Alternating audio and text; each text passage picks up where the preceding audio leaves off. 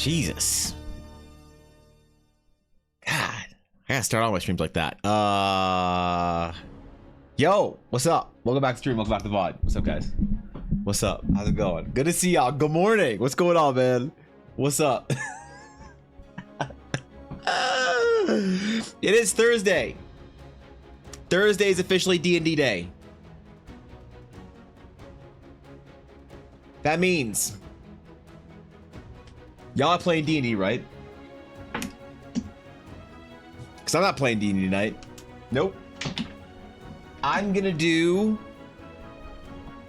what every responsible adult who doesn't play D&D on Thursday does.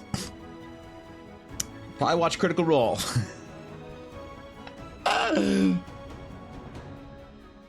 It's good to be back. Good to see you all. Good morning. What's up? What's good? That's right. I'm not playing D&D tonight. Another day, another week goes past with no D&D on Thursday. I personally thought that I'd be playing by now. But apparently, when you're the one that is in charge of scheduling the games, hear me out, and you don't schedule a game, apparently you don't play. So, I gotta figure that out. I gotta figure out what to do. Oh, jeez, it's dry here. That's right. That's how it works. That is how it works, Mel. Unfortunately, yep. D&D, it's a weird nerd game. I don't know. What's up, Penguin? What's going on, bro? You're working on art yourself today. What are you working on, Charlord? One of my players is on vacation. We don't have a game for 2 more weekends. 2 whole ass weekends. That's a long time, bro. I'm sorry to hear that. Unless you want to take a break. In which case, thank God. Thank God your players leave you the fuck alone for another couple weeks.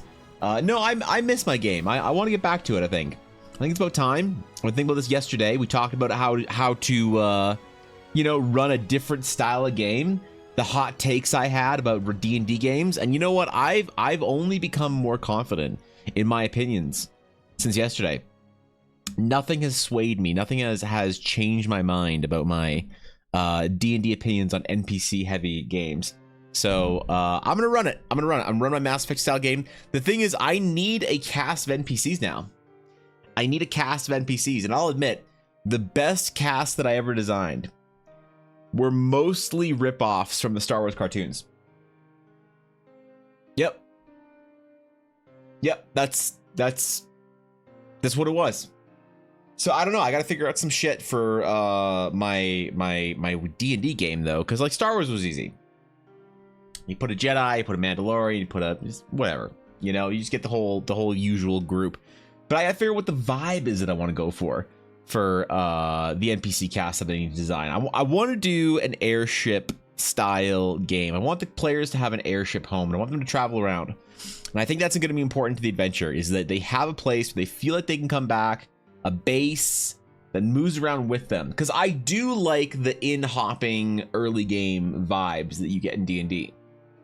But I kind of want to give them a base of operations, even at low level. Maybe that's not a good idea, but I want them to go traveling around and not feel like they're beholden to one location. It's like, oh, we got to go back to our castle, in the north. And then, all right, do we want to go too far south? Not really.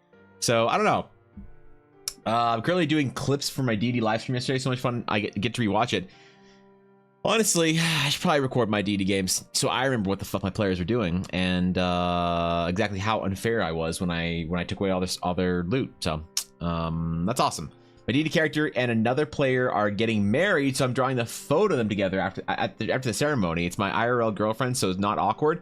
What do you mean not awkward? Yo, it doesn't just have to be your IRL girlfriend for you to not be awkward.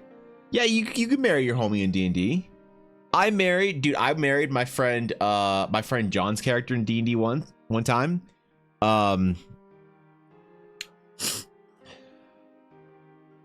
He was playing a chick. Jeez, I just unlocked memories.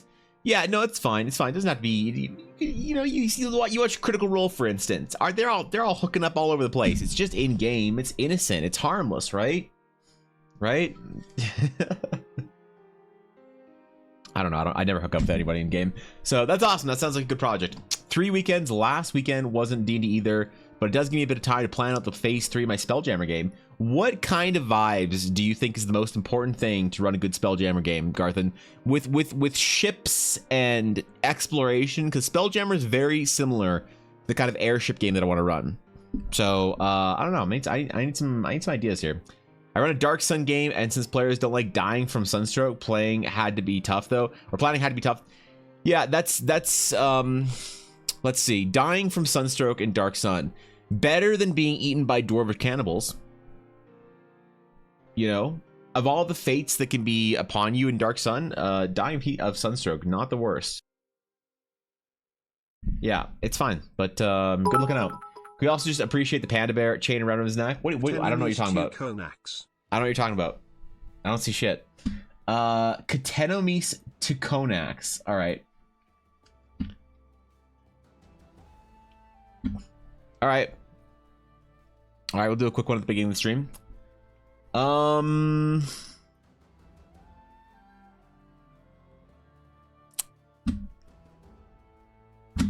Yeah, I don't know. It's decent. It's a decent rodent. It's not the best, right? I get it. It's like if this was if rodents formed a party of D&D adventures, this would be the dwarf. So I'll give it a 7, but it's not anything special. I don't know. It's pretty good though. It's a good balance if you're trying to build a party, Adiria. So thank you 100 bits, man. Appreciate that. Love me a good FFXIV Catboy wedding. How many Catboy weddings have you been to in Final Fantasy 14? Good morning, everyone. What's going on? A couple boys getting married? Yeah, just getting married with your boys, dude. You know, Penguin, when you're playing D&D with the boys, and it's hot out, and so you're all on the couch downstairs trying to stay cool, and y'all got your shirts off and it's all sticky, you know, and you're like, let's just get married in game, man. Let's just do it. Let's just get married. Like, what do you got to lose, man? You know, I get it. It's an important moment in a young man's life when you marry the homie in D&D. So not an awkward thing, meaning it can be strange conveying emotion and range IRL to other players. That's true. Yeah, never. You can marry the homie, you can romance the homie, but you never want to make it awkward with the homie. So yeah, I agree. Good looking out, Charlord. Marrying the girlfriend in game, good shit. I've never pursued Ella in a D&D game before. Any game that I've ever played with her, I've never pursued her character. I've wanted nothing to do with her. All right, this is my fantasy world. I get to not be married to you as much as I want to in my fantasy world. So, my own or other. You know, Guapo, I regret asking. I regret asking, Guapo. I'm sorry. Yeah, how was the gym this morning, bro? Most important thing for me is tons of planets and cool, unique features on them. Alien races, lost civilizations, intergalactic threats in the style of the Borg or Phyrexians. The Borg or Phyrexians. All right. All right. I guess that's how I gotta plan my airship game. I gotta have infestation aliens attempting to assimilate me with tiny little tube thingies. You know, I don't remember what those are called, but always wondered if it hurt. I don't know. Not a big Star Trek watcher anymore. I hear the new Star Trek's dog shit, so I haven't watched any of the new Star Trek TV shows, like Picard or whatever the other one was, or whatever. Like post new Star Trek reboot movie franchise, I've heard nothing but bad things about the new Star Trek TV shows from people. So maybe, I don't know, maybe it's worth checking out, but I don't know. Rubbing tummies, mud wrestling, reading player manual on the bed, might as well get married. Exactly. What else are you gonna do? What else are you gonna do? You just marry the homie, and then you don't have to worry about it, man. You just live common law. Why not just get married? You know, for tax reasons only, right? TBH Amazing, increased my weight on everything and did pull-ups from the first time. Good sore and am cocooning so happily. That's awesome, dude. I'm proud of you. Congratulations, man. You're starting the year off strong, bro. Think of how strong you're gonna be by the end of the year. Think of how big and hairy and sweaty you're gonna be at the end of the year. You might even pull off Warcraft character levels of big, hairy, and sweaty. Guapo, I believe in you so much that I'm going to say right now, I believe you will hit your weightlifting goals, and you will become so masculine and so much of a gym bro that you're going to start playing Warhammer 40K. The epitome of gym bro masculinity. I believe in you, bro. Went into the game knowing it would happen. We built our backstories together, being from the same town, best friends as kids. And we went rogue and fighter and stuck together in this IRL game for 4 years IRL time. That's a long time to play a D&D game. Think of how many 4-year games you will have in your entire life. It's not a lot. So that's awesome. You gotta cherish them. We're the Borgexians. You'll be perfected. Resistance is natural. Yeah, listen. We're not gonna ruin the Borg with Phyrexians. Okay, the Borg were perfect the way they are. They're terrifying. Let's be friends with tax benefits. Look, I think it's perfectly reasonable to be friends with tax benefits. You know, why have a roommate when you can have a hubby? That's what I always say. If you have 2 dudes living together, all right, just two men, man, just 2 straight men. 2 guys, big, broad backs, tank tops, sweaty. Why not get married, man? What are you doing? What are you doing? What are you waiting for? You're not gonna get married. You're not gonna find some chick. No, you got your homie here. Just get married. Tax benefits. It's fine, right? Isn't that the way millennials are doing it now? Isn't that what Gen Z are doing? They better. I don't know. I fucked up. I married a girl. Yeah, I married a girl. Should have married one of the bros. Eiley, are you going to be so strong and masculine that you will start playing Warhammer as well? Long live the God Emperor? Exactly. I think like that's the ultimate end to every gym bro, is that you become so masculine that you just try and eventually get into Warhammer. You just see like you see 9 foot tall, 700-pound Space Marine dudes, and you're like, that's what I want to be. So I'm gonna buy little tiny minis of them and paint them, and then have little dice war games with them. So Ella started making 40K or Warhammer dice though, because somebody invited her or requested or whatever. But she got into a tabletop gaming convention thingy this year, and it's mostly focused on wargaming. So a lot of Warhammer, a lot of things like that. So she's gonna be doing a lot of D6s. She's made a new 12mm master that she's just starting. So this year will be a year where you can buy pristine, fancy, elaborate Blackwood dice D6 sets for your tabletop gaming needs. So there it is, man. What is this sexist stuff? A girl can't be a bro on subs. A girl can be a bro. Absolutely. Let's see. The evidence I use is because I refer to all of my friends that are girls as bro. I refer to my wife as bro, and I also refer to my mother as bro. I don't know how any of them feel about it, but they all seem fine with it. So they can be a bro, but there is something, it's hard to be as big, hairy, and sweaty, as a dude. It's just hard, you can do it. I'm not saying, listen, man, you put your mind to anything you want in life, and you can do it, but it's hard to be like you have to do certain things. You have to start playing Age of Empires 2. You have to start Warcraft lore delving. You gotta do a lot of stuff to be a real big, hairy, sweaty man, bro. But you can do it. I believe in complete equal opportunity between the sexes, and and if you want to be, if you're a chick and you want to be a big, hairy, sweaty man 40K player, god damn it, I believe in you. There you go. Never think I wouldn't. I do have Warhammer Lord, to be honest. Recently learned a lot, and I love the Chaos God. Of course you love the Chaos God. Why would... Oh, God. Okay. All right. Eiley, I started reading or an audiobook. Started reading on... Do you say reading or listening to an audiobook? I think I want to say reading because it makes me sound more cultured. I started reading an audiobook recently, and it was a Warhammer 40K audiobook, and I'm enjoying it. Mostly because I had to buy a bunch of audiobooks, because... Here's the thing, man.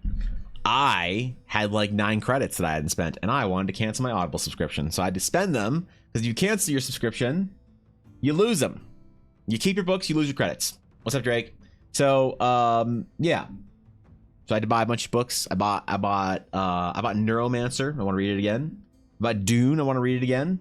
Bought some 40K books. I bought some other things. Bought some non-fiction. Some a couple development books I wanted to read. So yeah, I'm good, man. I got my Audible out on my phone. I'm drawing. I'm chilling, bro. Just some Space Marines being Space Marines. Yeah. What else they do, man? Come on. The only 40K but enjoy David Attenborough narrating 40K lore. Are you considered bro curious? I think that if you don't enjoy 40K, but you enjoy David Attenborough narrating 40K lore, you are probably one gym bro telling you about their Crusader army away from being a 40K bro. So yeah, you're on there. Yeah, asking for a bro. Reading the audio. Yeah, you do read the audiobook, right? That's what happens. You read the audiobook. Because what do you say? You listen to the audiobook? Because if listening to audiobooks was considered good enough, man, oh boy. Think about all the books that I would have read in my time from listening to, you know, dozens of hours of YouTube videos. I also recently actually got back into Critical Role. So I'm progressing through Critical Role Campaign 3 as well.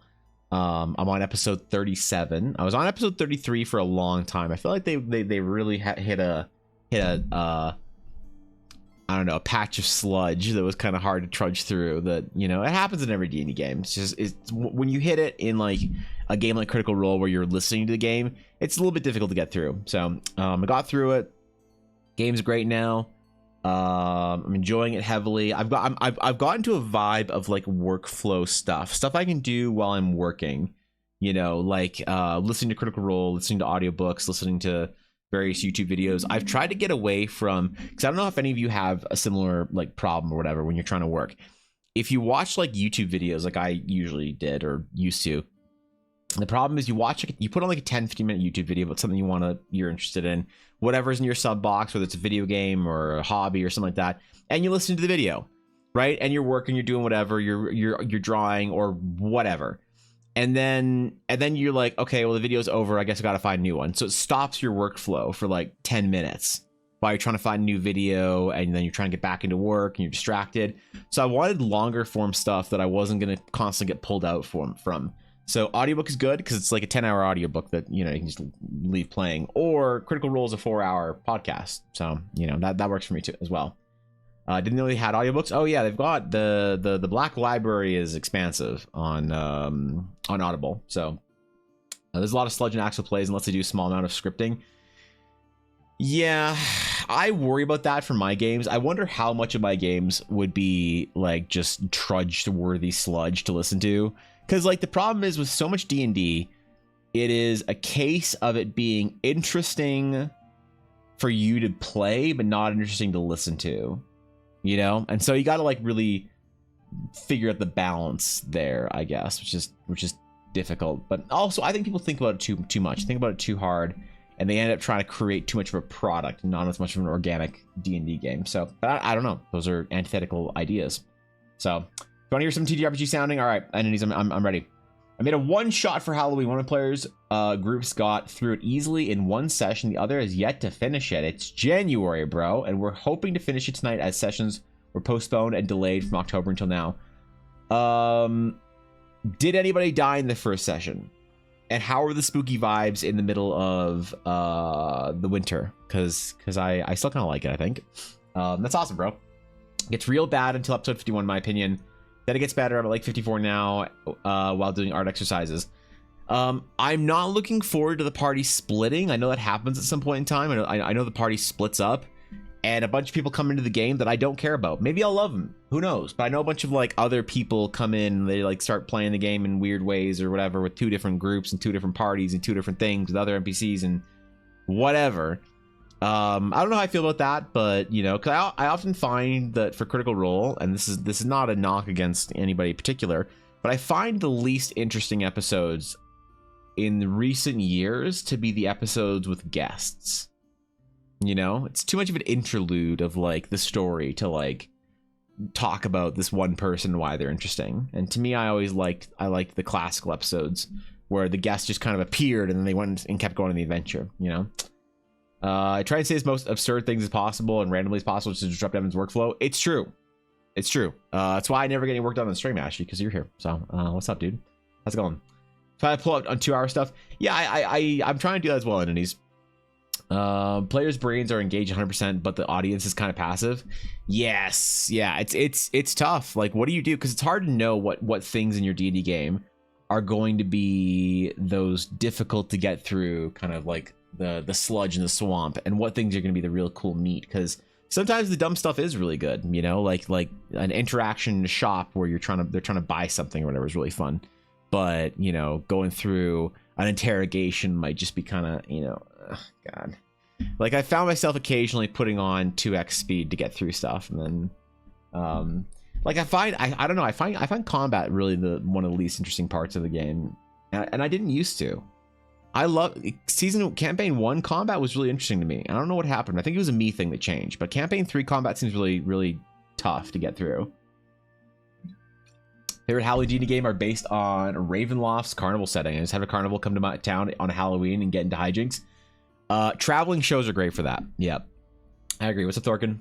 They stopped last session of the one shot literally in the hallway to the final boss fight. Oh, so they only have a little bit left to go. That's fine. You just wipe them, TPK the party, and then you can do whatever you want for the rest of the night. So, yeah.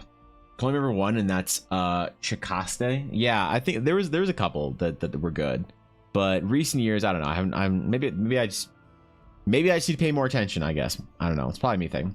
So much better after the party splits, in my opinion. It seems like players really needed a kick in the ass. Season 3 with that one guest was awful, but this is good.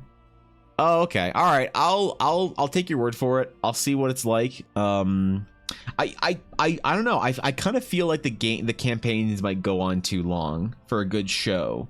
Like, personally, I'm kind of ready for a campaign 4 already. I'm not even done campaign 3, so I don't know, maybe I want a bit of a return to like classical fantasy D&D. It's one of the reasons why I really liked season 1, is because season 1 felt like classic like fantasy.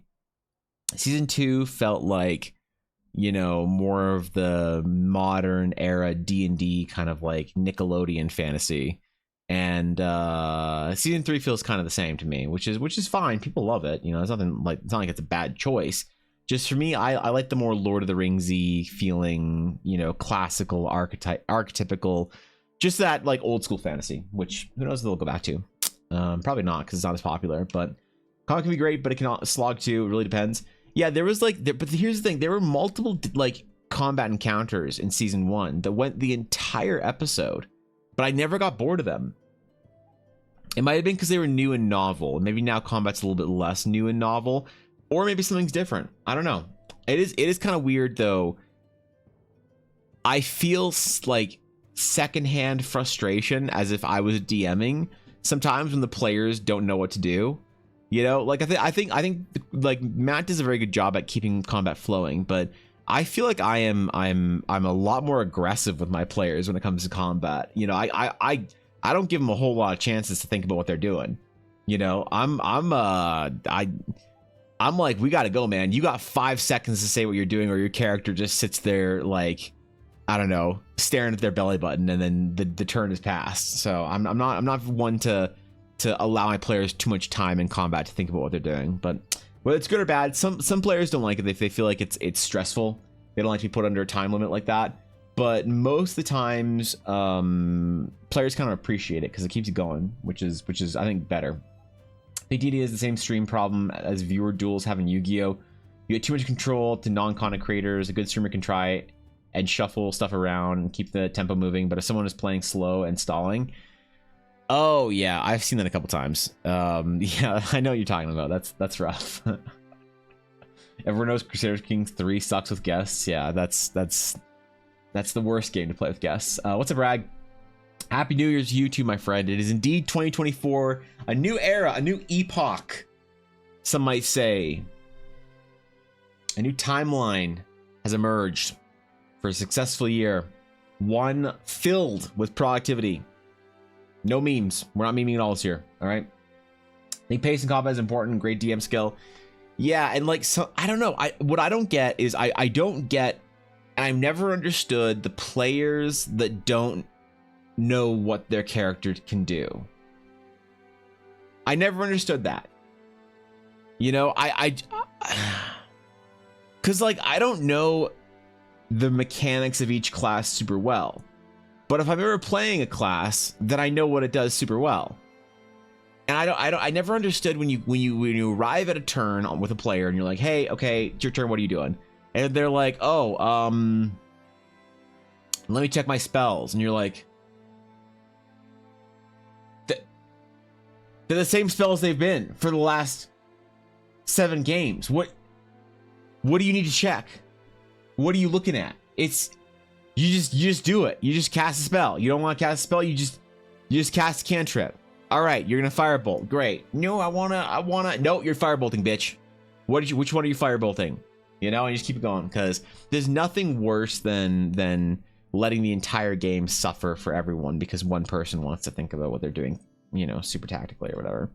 When it comes to D&D live streams or shows, there's 2 main ways I see people do it. One, you make the sessions designed to be engaging for the players and hope the audience engages well, or everyone is acting for the sake of the audience first, usually at the cost of authenticity for better cohesion. Yes, and I think that there's like it's hard, man, because like here's the thing, nobody is really doing it well. There's no model for it. There's no template, because like unless you're looking at maybe like one of the big 2, like Critical Role or Dimension 20, or there's like a couple other big ones, but like the vast majority, people who are like successful, like I would say a successful D&D show on Twitch gets like 50 viewers average.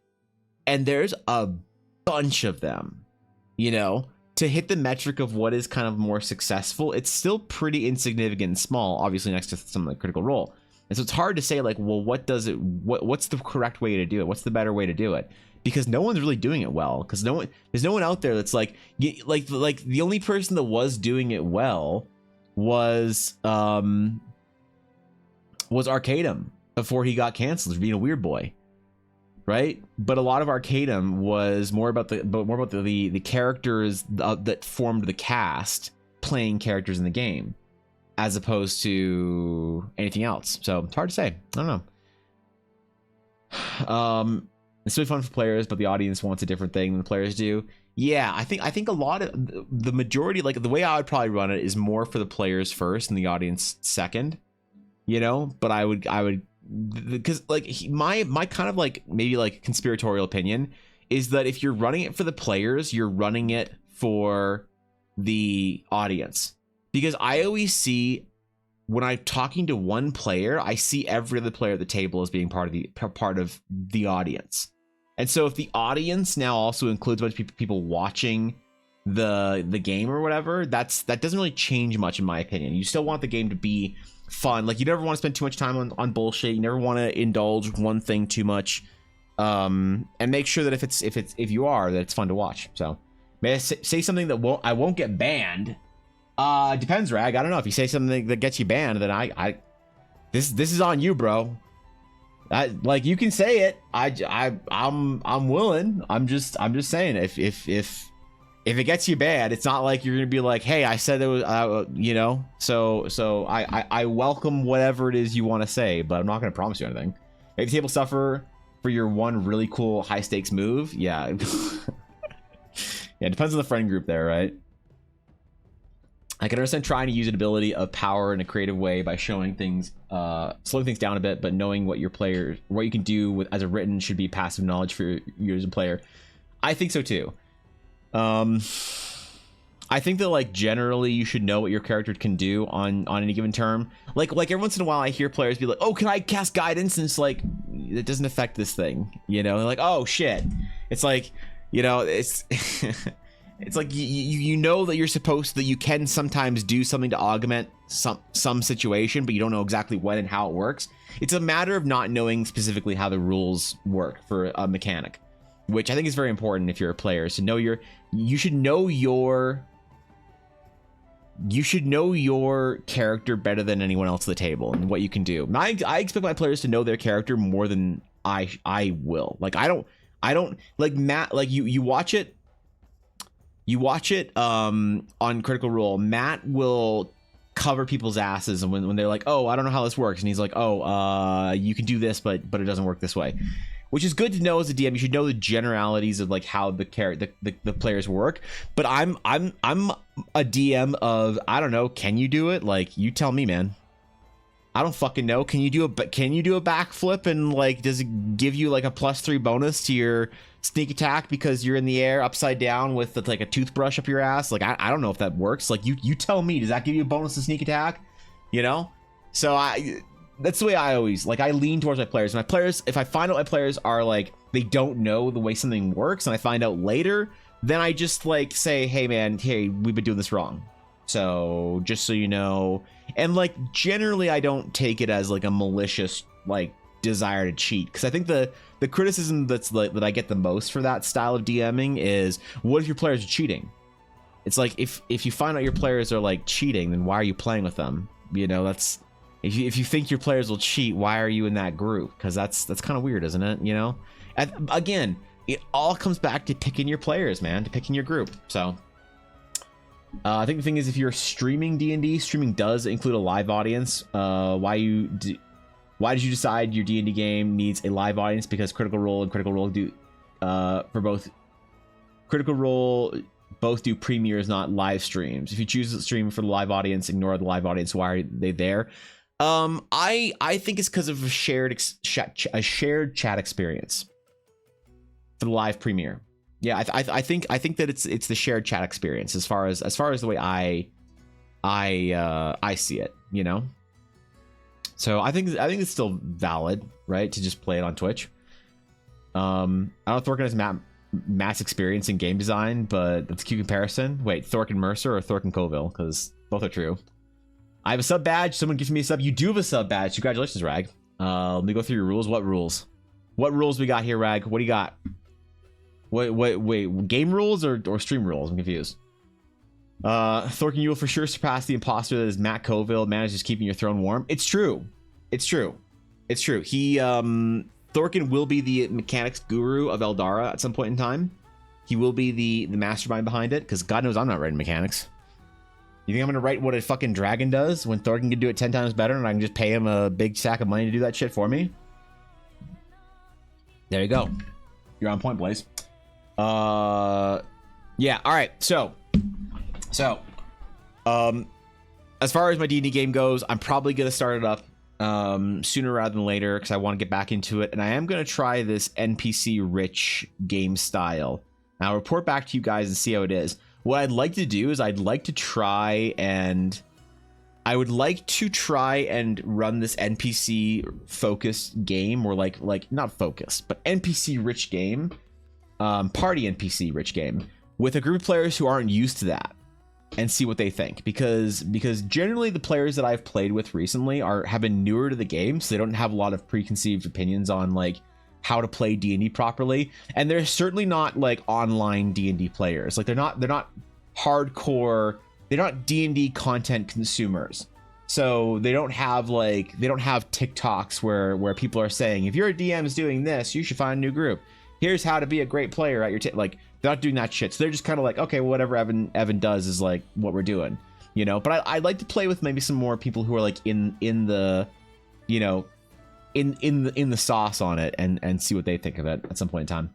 Does Eldara have its own mechanics? Thought it was 5e based. Eldara does have its own mechanics in certain ways, but those are things that are 5e augmentations that make Eldara feel, I think, better than 5e would allow otherwise. Things like the way divinity and like interacting with the gods works, stuff like that. Just nothing that breaks the game or whatever. But like eventually, Ivalon, I do want to make my own game system. Eventually, because once in a while when I'm building something for Eldara, I get stun locked by somebody trying to make it work for D&D, and I'm like, ah, fuck, why did I just spend the last 5 minutes trying to figure out how to make this work for D&D? You know, and I forget the priority. The priority, and I need to be reminded on this sometimes, but I appreciate people, when I get stun locked on it and people remind me in chat, I really appreciate it. D&D is the tool I'm using to build my world. My world is not being built for D&D. Those make for a very different style of world building, right? Because if you're building your world for D&D, you're like, I gotta have beholders and mimics, and I gotta have tieflings, and I gotta figure out what the hells are, and I gotta figure out, you know, how the gods work, and I gotta do all this shit, right? But sometimes you're like, wait, I don't want beholders. Beholders are dumb. I don't like them. I'm not putting them in my game. They don't deserve to be in my world, you know, or whatever it is. So you gotta remember that shit. As a former rerun 2 gang for Critical Role during campaign 2, it's definitely about getting excited with other people in chat and theorizing despite it being a rerun. Yeah, like I see where Ashley's coming from on if it's not interactive, then why is it live stream is a very good point. But I still think there's value in it, you know? There's value in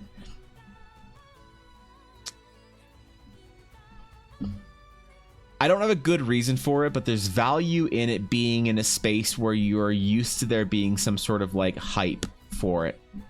You know, there's value in it being a collective experience.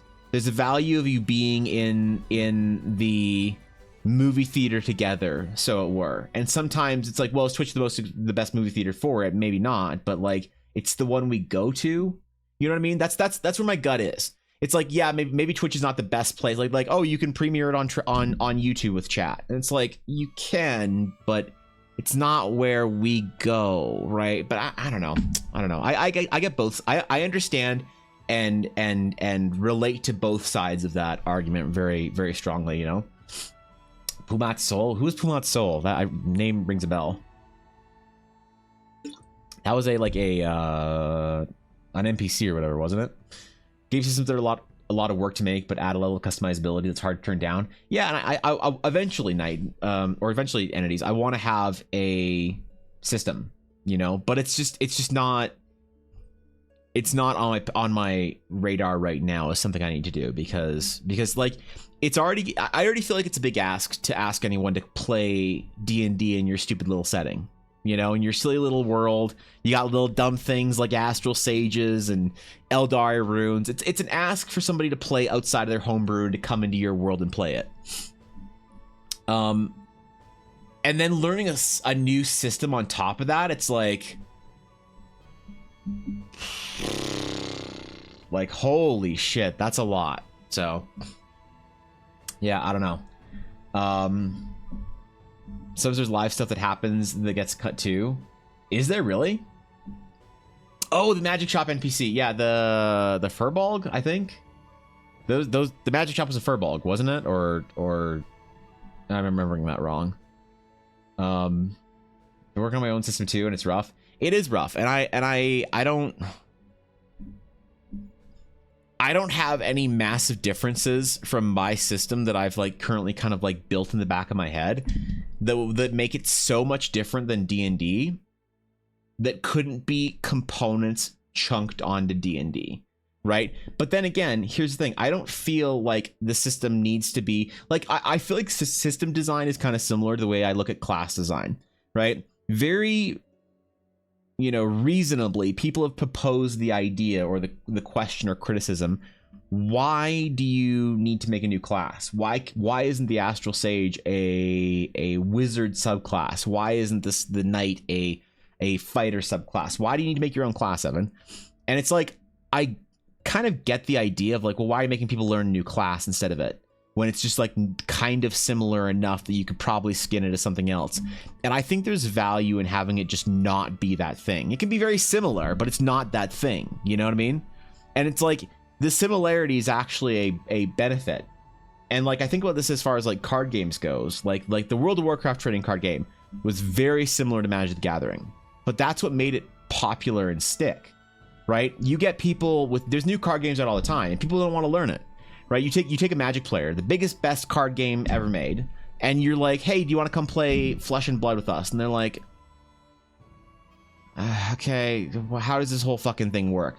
You ask them to go play Yu-Gi-Oh! Or Card Fight Vanguard or any of the Japanese card games, and they're just like, I don't know what's going on, and I'm scared. I want to go home.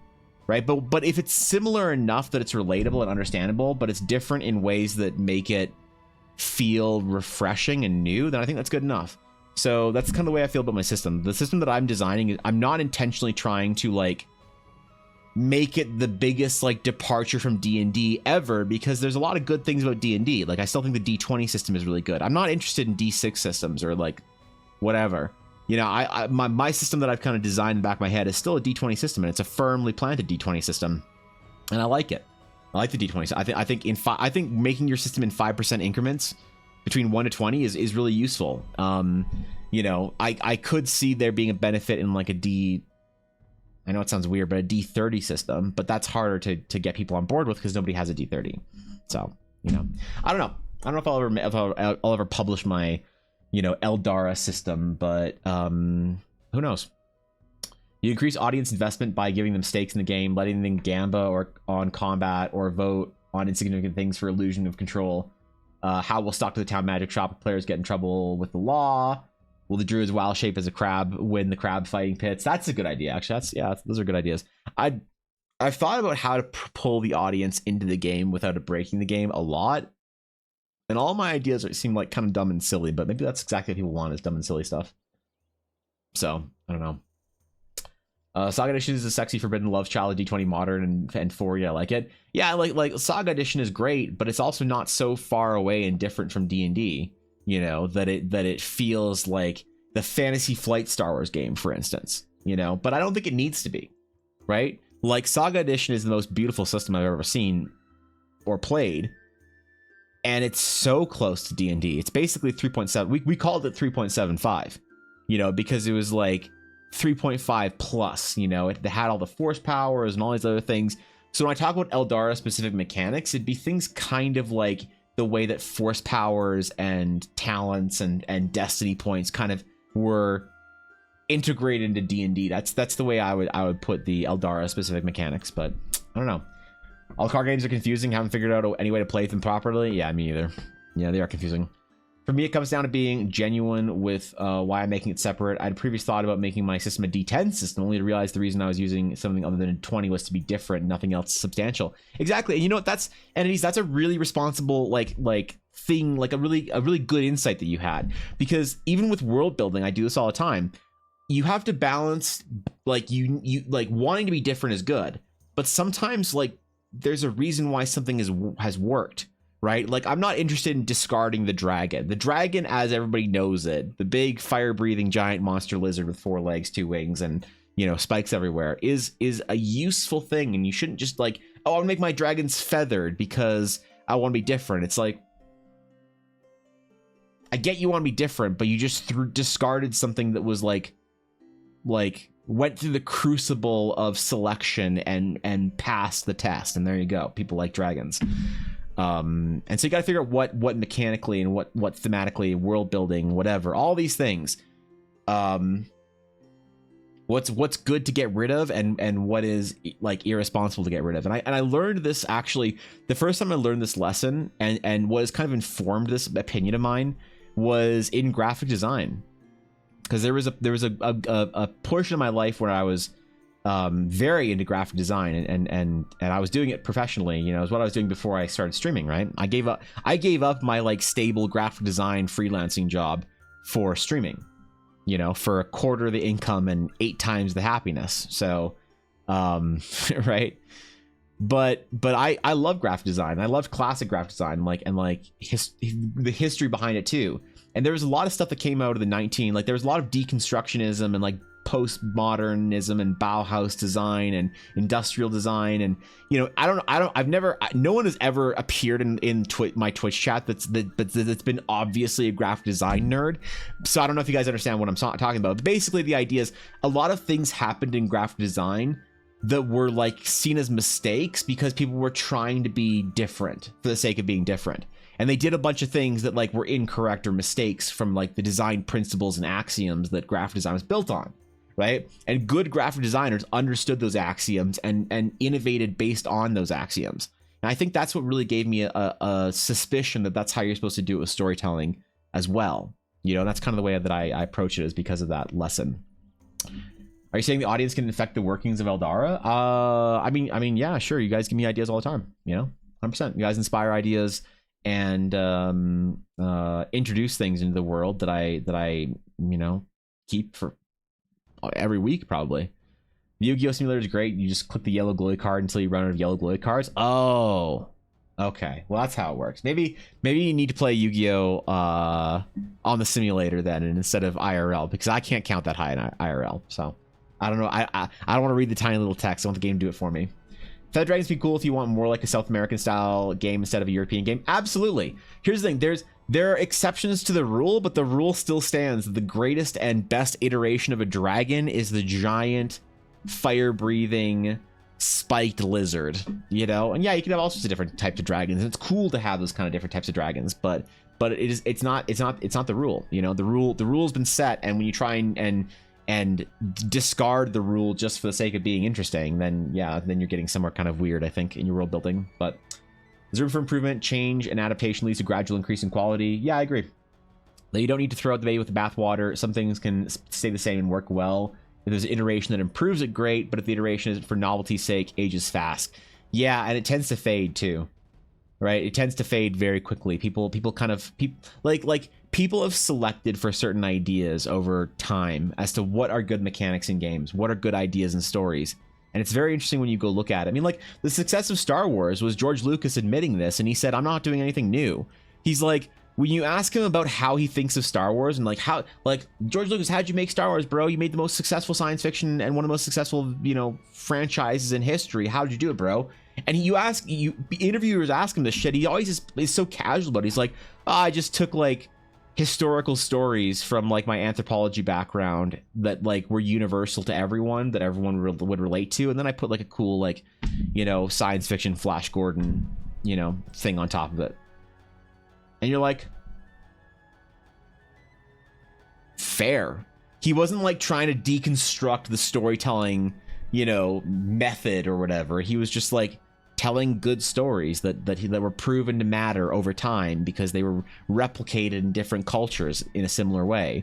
He's telling a story like that in a place that was cool. And it's like, it's a pretty good model to work off of, you know?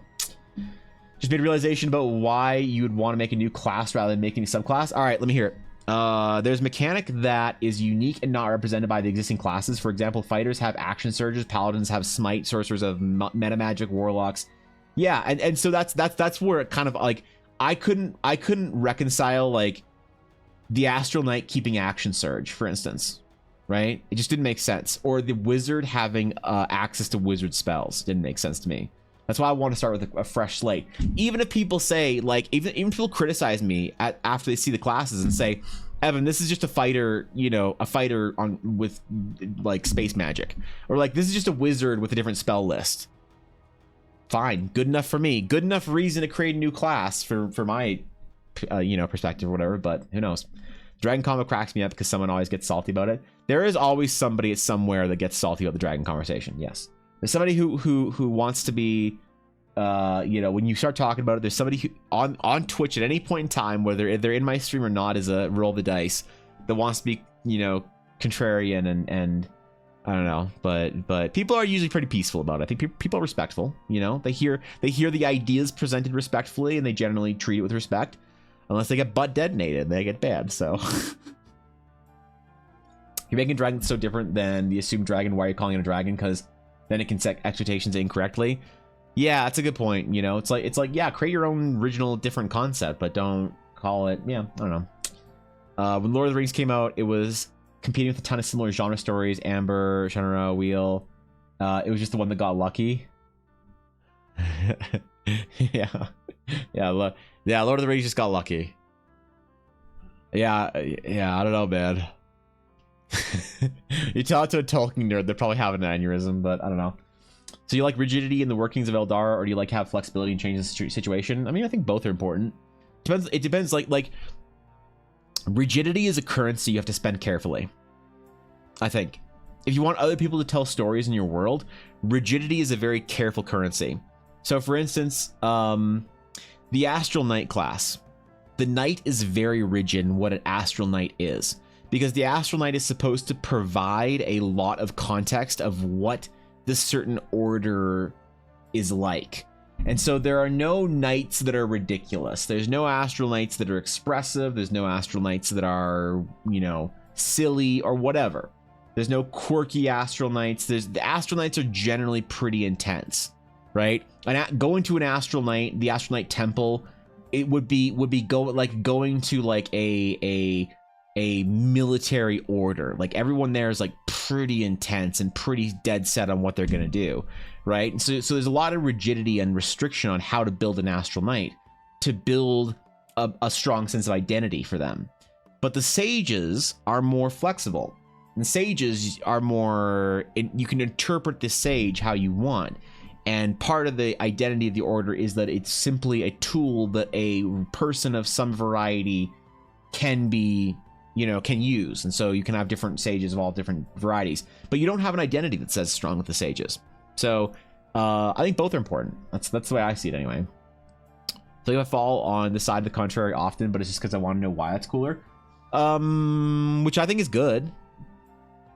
Yeah, I think it's good. I think that if you can't talk about, like, here's the thing: if you can't defend your ideas, they're not necessarily great ideas. And sometimes you want people to help you figure out which ideas of yours are good or bad.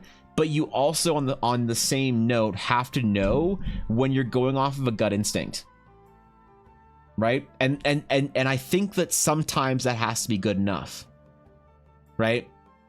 And so, someone could attack the idea of the knights being very rigid, and I can defend it, and I can make this whole argument for why the knights are a very rigid order, and why the sages are a very flexible order, and why it's good or bad for player gameplay and writing and all this stuff. And we can make this big argument. But at the end of it, if someone just straight up disagrees and just says, I don't think that your knights should be so rigid and should be so specific and should be so outlined, I think they should be more flexible and free, like paladin orders. You have to be able to, at a certain point, be like, I see where you're coming from. My gut instinct disagrees with you. Maybe I'll have a good reason for it in the future, but lots of times when we've like created a new idea, the idea's been like attacked and scrutinized, and people have been contrary about it, and it's all good. And I've just sat there going, yeah, you guys make good points, but I just still think you're wrong. My gut tells me that this is the right course. And then later on, I will realize, well, here's my defense on it, and then we actually have real defense later. But you don't always know it right then and there when you're trying to think of an idea. But there's certain things you just have to have a bit of a big picture, a wide lens view on, and say like, no, I think this is gonna work out. I think it's important to have both. But I do always appreciate people that want to bring a contrary opinion to the table, because without that, like, you're never gonna create anything interesting. Especially if I fear ever getting to a point where I'm just like, and now we're gonna make this, and everyone's just like, wow, this is the greatest thing ever, because what if that sucks? What if this sucks? And no one is like here to point out that it sucks. I think it's important. It's very important to have scrutiny on ideas and have like constructive discussion on it. But that's the problem, whether it's constructive, or not. A lot of it depends on what the person's interest is. Because like it's very obvious to me, and I think to a lot of people, it's like an on or off switch. It's either obvious or not when someone's like criticism is based off of them wanting to strengthen the idea, or if their criticism is based on them wanting to be right about something. And it's like, hold on, do you want to be contrary here because you just really want to be right about something? You want streamer to be wrong for whatever reason? Or do you want this idea to be good? Like, are you and I both here for the idea? And it's very obvious to me at least when I see somebody who's trying to make a strong idea and versus somebody who's trying to, elevate their own ability to argue. So no, I always appreciate it when I see it, because I think that I engage with it when it's productive, and I usually just dismiss it when I don't feel it's productive, Like if someone's just like, yeah, I don't think your dragons are a good idea because dinosaurs were feathered, and I think that you're, what? And I like get a really disingenuous vibe from it. I'll be like, it's crazy, man. Yeah, I don't know. Anyway, and let's move on, right? But it all depends on how someone frames it. I almost never attack an idea. I just want to understand the motivation that leads there. If it's an active thought of choice, let's see how it plays out. But if it's I don't know, then I think it should be thought out more. Yeah, and which is tough sometimes because there's a thin line between I don't know and my gut tells me. That's not obvious, right? And you just have to know the difference between those, right? So what can status get you with what? I'm a little confused. Status where? let the constant cook have a firm stance, but not being adverse to people poking holes and things respectfully. Yeah, and people are generally very respectful about it. I've very rarely had people, you know, who are disrespectful in the ideas. Like very, very rarely does somebody come in here just trying to show off how cool they are. You know, most people are honestly and genuinely trying to be like, hey, this is a cool thing. Let's talk about fantasy. Let's like make fantasy better. Because I think most people share my perspective that I'm trying to make fantasy better, right? And most people are trying to do a similar thing when we talk about the topic of world building in a fantasy setting. Very few times are people just like are very defensive about it and very sacred about fantasy being the way it is. So I don't know. Maybe I've just pushed away those kind of people, and they come in, they're like, ah, fuck this for some reason, and they just leave. Who knows? You are always helpful, Live. I am cool. I noticed you. Jesus. All right, I see you. You're right there. You're right there being noticed, Ivalon. You're in chat. You're a purple that almost no one else in chat is. Therefore, I recognize you because you don't have a common chat. You have an abnormal either chat silhouette in your name or color, and therefore I notice you. I hate to say it, but it's true. That's the way it goes for streamers sometimes, man. I think if someone generally says, I've got a good feeling about this, or I want to try it out, I'm on board with that, but I usually only disagree if they're complaining about the outcome of their decision that wasn't thought out. Yeah, you can't necessarily be like, I'm going to try this and see how it works, and then it fucks up and you get mad about it or some shit. If right? My fantasy isn't 99% Cheetos, dust, and fedoras, I don't want it.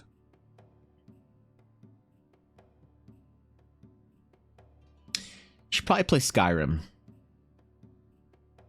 Yeah, you should probably play Skyrim. You'd like Skyrim, I think. I think 100 bits of Daria. Like you said, there's different status levels in Astral Knights and Astral Sages. What can status get you? Oh, between them, I mean, within the orders, it's all you know, within the orders, I guess it really depends on what kind of status we're talking about, whether it's rank versus accomplishment, things like that. There's not just like one unique kind of like status, I guess, like to look at and be like, ah, yes, this is the pinnacle of what a sage or a knight should look like. Especially sages who have a very diverse like sort of criteria for what makes a good sage. Whether you're like an accomplished archaeologist or a very accomplished like monk or a very accomplished academic, they will all get you different things. So I suppose it depends on what sort of like what line of progression you want to take through the order. So man knows what he wants. I think that's absolutely, that's why I think Durish should play Skyrim. I think that's it's not a bad thing, is it? All right, I gotta do my warm up today, man. What should we warm up with today? What should we do for the warm up today? We did a creature yesterday. Well, let me unplug my keyboard here. All right, let's do a little. Maybe like a little camp or a tree or something. I want to do a little bit of landscapey things here. We need to balance these out. Okay, we need to have multiple. After Cthulhu, basically, I need a vacation. I need to take a vacation. Let's do just a little. Oh wait, a sample. There we go. Let's take a little vacation. Just do something relaxing, like some gnarled old tree or some shit. Faction renown. Oh god, stop. You're giving me World of Warcraft flashbacks. You say the word renown, and I'm gonna start playing World of Warcraft again and lose 3 weeks on it. I haven't played any World of Warcraft in a while, but I miss it, man. I miss it. I'm just not into it anymore. Right? And I played the shit out of it, and then I just kind of woke up one day and decided I was done. It's the way it goes for MMOs for me anyway. Feathery dragon, man, I should try and do like a really cool like feathery dragon design without ripping off the the South American interpretation of the feathered dragons. It's probably a good idea anyway. It's probably some merit in doing that.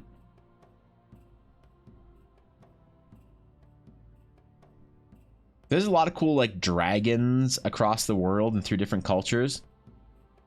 But a lot of the most sort of successful designs have similar concepts through them. And I think fantasy has kind of accepted the European or the Nordic dragon as the superior draconic figure.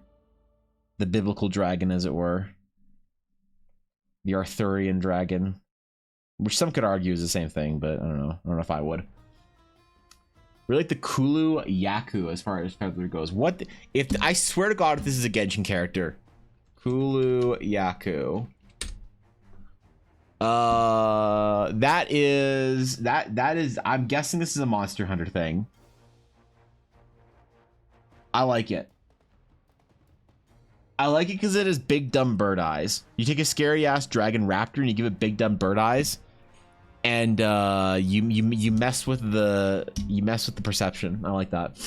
Make it a land dragon, an ostrich. You just wanted me to draw a chocobo, don't you?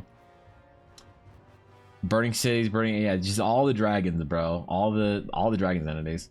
WoW died for me because it was just so hard to find and keep a good community. I've joined so many guilds, had a great time, take a break. Yeah, I mean, I still think WoW's a great game. I love it. I'm just done with what I want to do for the patch, you know, and I'll come back probably next expansion and it'll be great.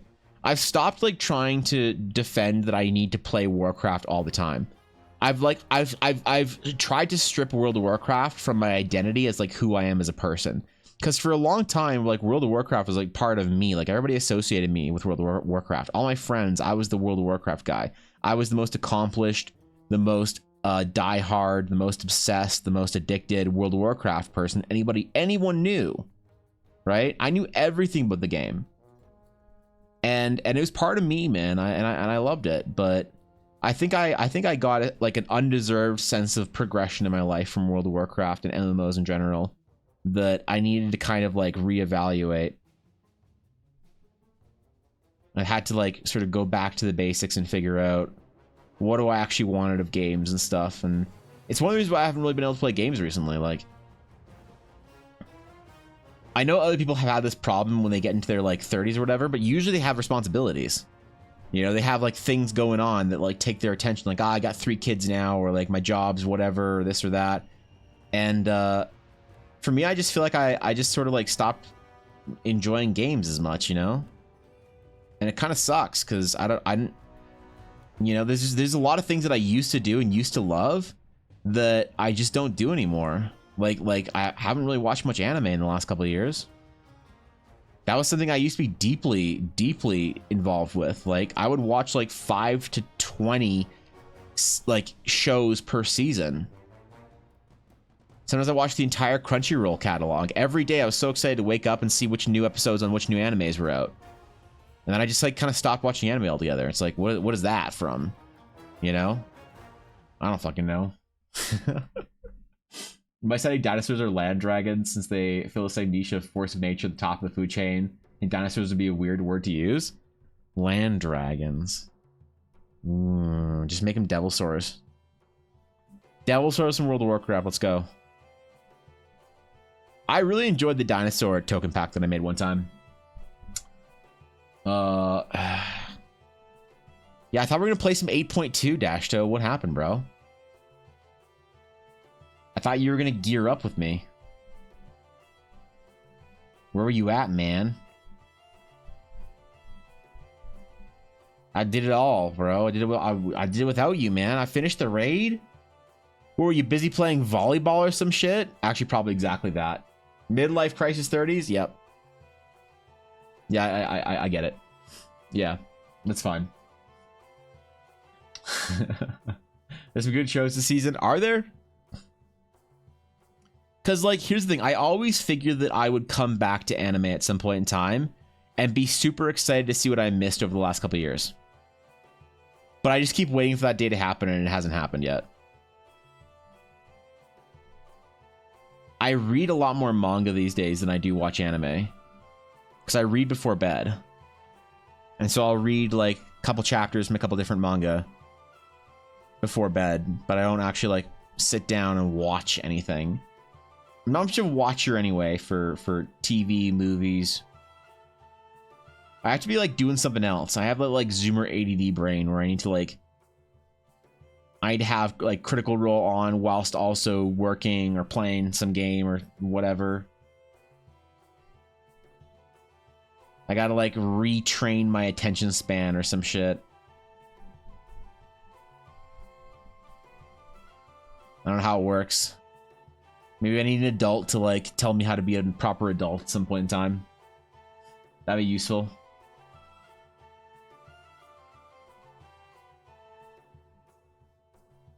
I'll ask Dashto's sister, the most adult person I know. The person with the most amount of shit together that I've ever met. How to properly be an adult. You watch anything this season? Watch Delicious in Dungeon / Dungeon Meshi. Wait, what? It's very D&D and fun? Are you sure? With a title like that? Because when you say D&D anime, I think of Goblin Slayer. Alright, I don't know how... Yeah. Nobody else like dragon things? I know you like dragon things. Dragons are cool entities. I used to collect dragon cards for Magic the Gathering until I looked at every other dude that collected dragon cards and I decided I didn't want to be like that.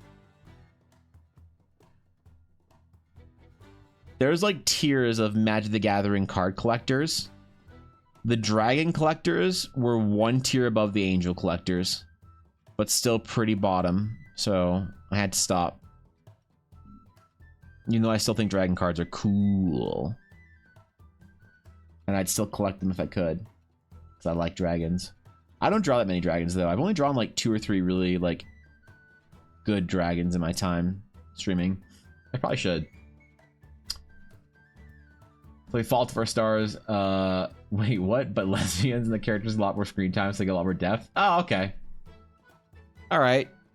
That sounds like a good manga, I guess. Yeah, it seems legit. Okay, I'm down.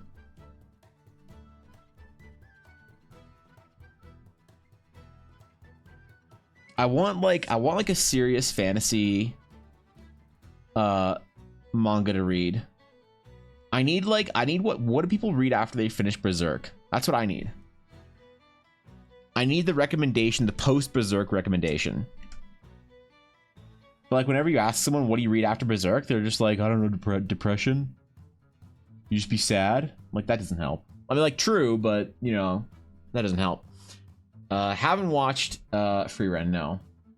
Delicious in Dungeons is about a group of adventurers going through a dungeon on a quest to save a party member from a red dragon at the bottom of the dungeon and eating the dungeon monsters on the way. Oh, okay. Yeah, cooking animes are popular. All right. They just have to prepare everything. I dig it.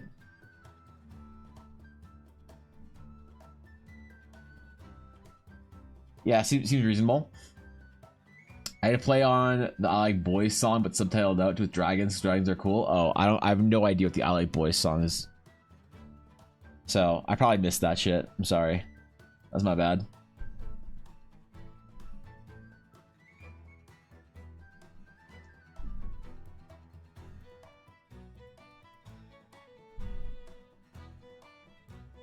Yeah, I'm not the sharpest when it comes to music references, alright? You gotta forgive me. My boomer brain, I guess. Speaking of dragons from the Green Dragon Shack, you draw a green dragon for me. Poof in Discord. Wait, what? I've drawn 2 since the Green Dragon check started, right? Or is it 3? How many has it been, Garthen? I think it's only been 2, right? I have both of them on my we looked at them yesterday on my sketch document, right?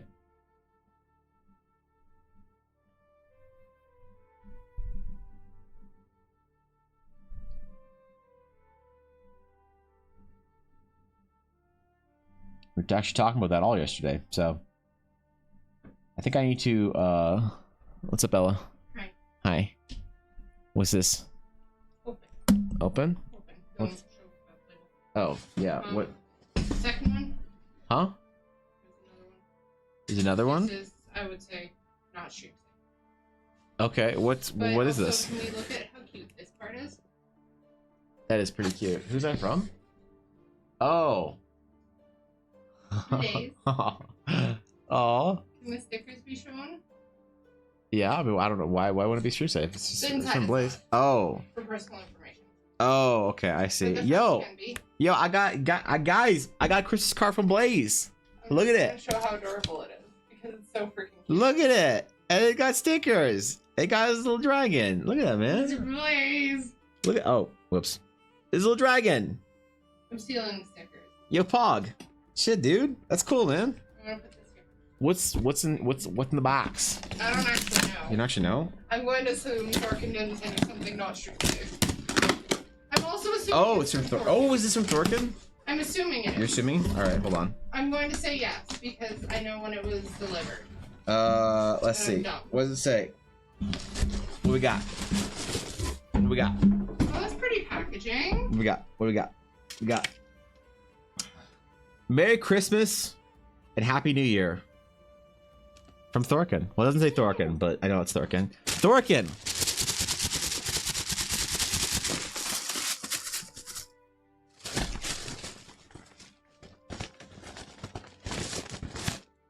I mean, is Thorkin here? Can he confirm his stream safe?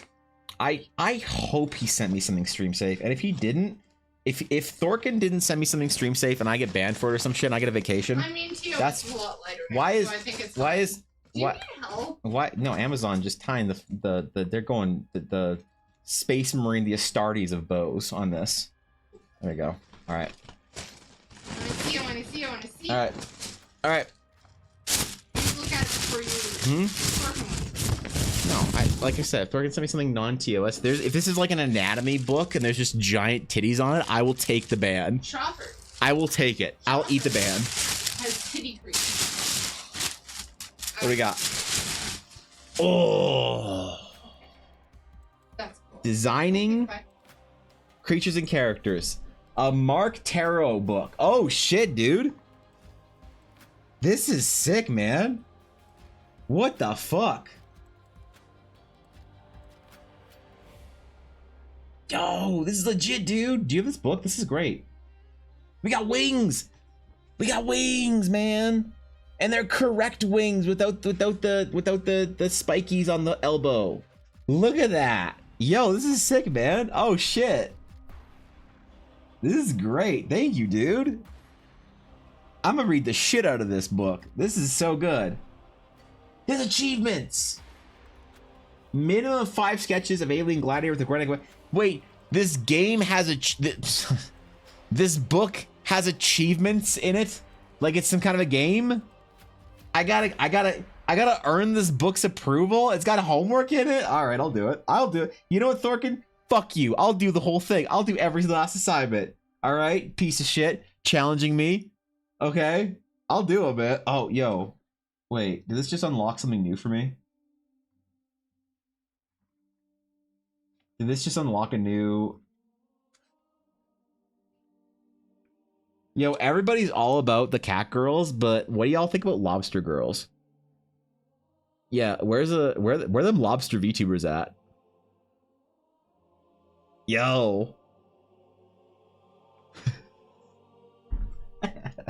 This is great. This is a great book, dude. Thorkin, I don't have a good creature design book. I have one that I bought. The only creature design book I had was one that I bought when I was in art school, and it was so disappointing I thought about throwing it out.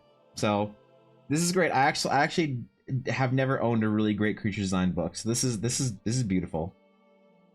This is great, man. Thank you. I appreciate this. This is really sweet of you to send. Thank you. Thank you. Merry Christmas, Thorkin. This is amazing, bro.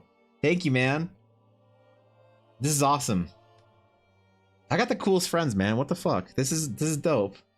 It's got anatomy. It's doing the thing I tell you guys to do. Look at it. Look at the structures. Look at the musculature. Look at the anatomy referencing. Wait, was that a titty? Kind of a titty. No, this is dope, dude. Yeah, I'm gonna do the shit out of these projects, all right? I'm gonna do the shit out of them, and I'm also gonna draw an anime lobster girl at some point in time. Now, you've awakened something in me, a challenge or whatever. I feel like I need to ask Fishy if she knows where the good. Never mind. Thank you, dude. This is sick. This is absolutely sick. Thanks, man. God damn. That's I was not expecting that. Thank you, Thorkin. That's very sweet of you. And thank you, Blaze, for the card, man. I appreciate that too. That's dude, I got Christmas cards from the mods this year. I got Christmas cards from the mods, and I got a Christmas card from Cobalt that's like the most like normie, like well-adjusted humans would send this Christmas card. And I impressed everyone who came over to my house with that Christmas card. I had it up on my mantle with my other Christmas cards. They're like, "Oh, what's this? Who sent you this? Wow, you have some like well-adjusted normal friends then, you know?" And I realized I need to do Christmas cards next year. That's right. I'm announcing it now. I'm going to have EBA Christmas card designs that you can print off if you want, and I'm gonna print off a whole bunch of them and send them out around Halloween. I might do it. I was thinking about doing like a Halloween like giveaway stream or whatever, where people could redeem channel points or something on that stream day if they wanted a Christmas card or whatever. I'd send a whole bunch out, and I'd send a bunch of the mods and stuff. So thank you for that, guys. Thank you. That was cool. Cheers, boys. I have two of them both S tier. I'll get you the other one next year. Yeah. Right. Thank you, Thorkin. I appreciate it. Thank you. I'm sorry I didn't have any of the mod Christmas presents ready in time for Christmas this year. That's part of my thing that I'm taking 2 weeks off for, is so I can get all that stuff done and sent out to the mods as like New Year.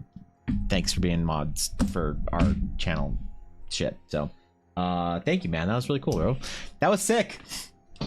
One is a crusty bus stop and the other is a busty crustacean. Yeah, well, which one's which, man? That's okay. Oh god. All right. Fuck. Now I want to do a lobster girl for warm up, but no, we're doing a treat. We're doing a treat. We're doing it. All right.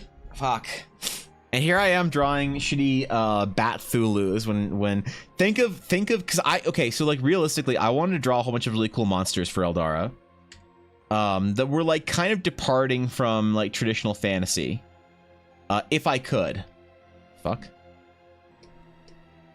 Wrong brush. So I'm legitimately gonna study the shit out of that book. That's gonna help me a lot, and I really appreciate it. What's the difference between a muffin and a baby? Oh god. Careful. All I can say is careful. People have treaded around jokes in the same vein before and lost their chatting privileges. I'm not responsible for the mods and their actions, all right? If they deem it dangerous, that's all I can say is careful. I've heard similar jokes on Twitch get people banned faster. That's all I could do, man, is issue a warning and just hope for the best. You just hope, man. One plays Shadowheart? I don't know. You know the difference? You should talk to your doctor. It's a serious objective permanence issue. Jesus Christ. Jesus. Alright. Alright. I see chat has gained the buff thinks is funny. That's the worst. When y'all think you're funny for like an hour straight, it's the worst, man. It's just so difficult. But I approve. It's fine. It's fine. All right, let's speed through this tree so we can get to our actual project today. But yeah, I want to do a bunch of cool, like really cool monsters for Eldara. I want to do stuff that's like a departure from traditional fantasy. In a lot of ways. I feel like monster design is one of those places where traditional fantasy really doesn't do anything interesting a lot of times. It's like, it's a dragon, it's a wyvern, it's a lion with spikes on it, it's a gorilla with spikes on it, it's a dog with a bird head and spikes on it. It's a spike with a spike on it. What? That's just a sea cucumber, idiot. Not this time. This one has wings and spikes. Like, okay. Alright. Alright. Somebody told the creature design department that they could do whatever they want, and now we've got sea cucumbers. So, I really personally want to do I want to do some cool creature designs and do some cool like fantasy monsters, and then make some tokens for them, then have people play with them, and then TPK the party with them. There's nothing better than creating a token or a monster and knowing people died to it. Right? Like, I should create a Twitter thread and like be like, hey, here's the monster. First person to kill a player with it gets like a sketch mailed to them or whatever. You have to send proof. You know, you have to send proof. You have to send me like a screenshot of the angry DM from your player about how it was unfair, or you have to send me a photo of them like crying at the table. You have to send me proof that you killed a player's character with this. Like killed, like dead, didn't res, nothing. And then I'll make prizes or whatever. I'll make like player bounties or whatever. How fast would I become a villain in D&D on D&D Reddit if I made player bounties for murdering PCs? And is it worth it or not? What's the difference between Evan's streams and Evan's DMs? I check Evan's streams every day.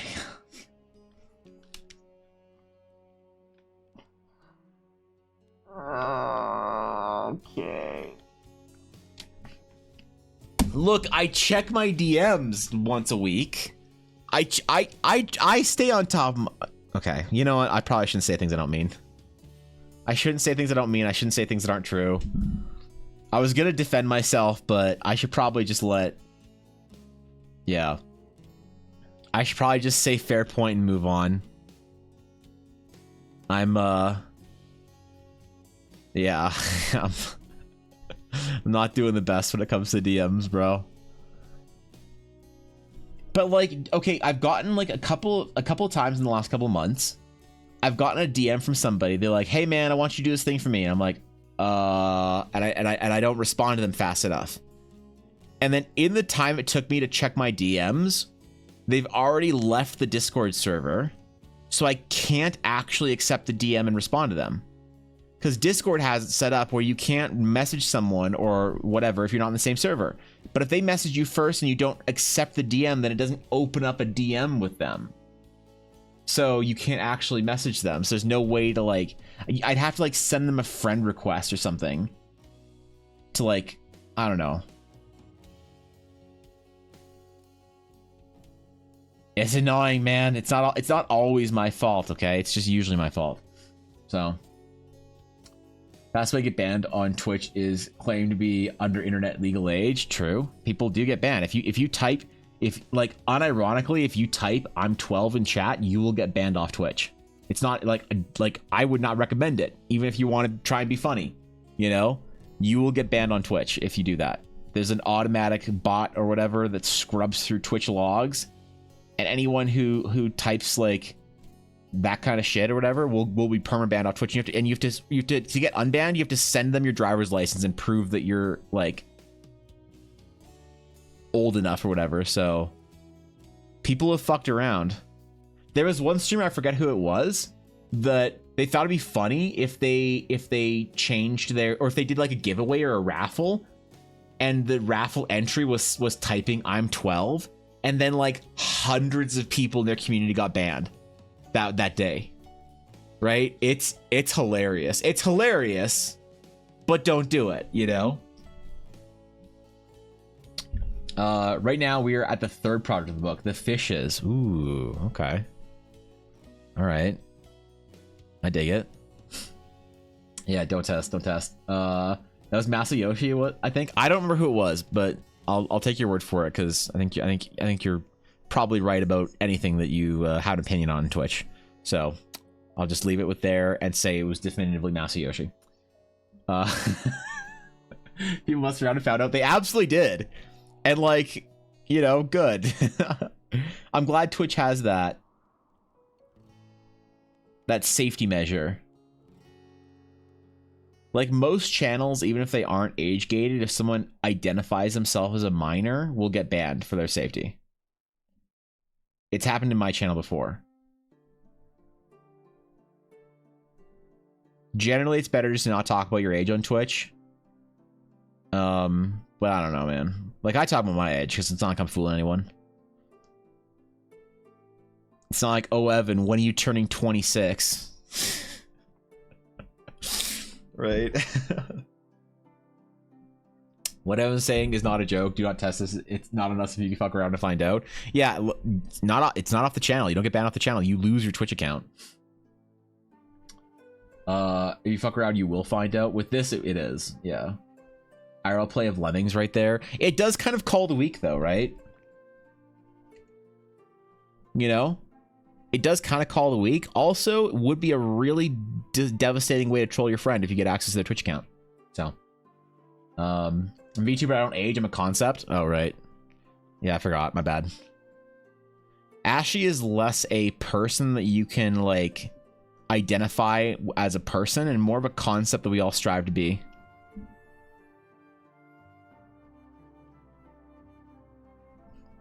What even are VTubers?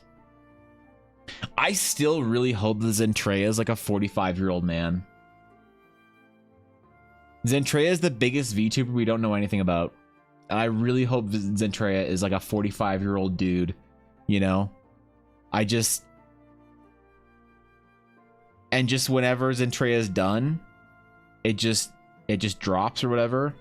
I don't know.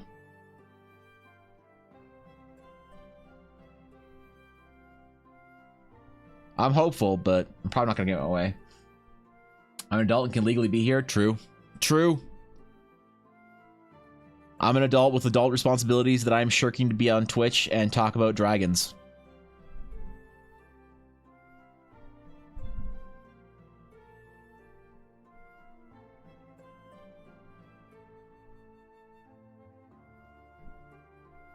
It's my entire selling point of my Twitch channel, where you can come and forgo your responsibilities to your work and family to talk about things like dragons and shit.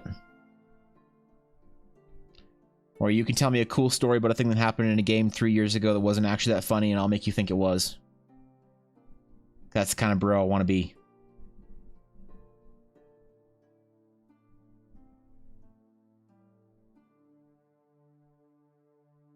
We need like a little something to contextualize the tree. A little camp or like some rune stones or whatever. Maybe.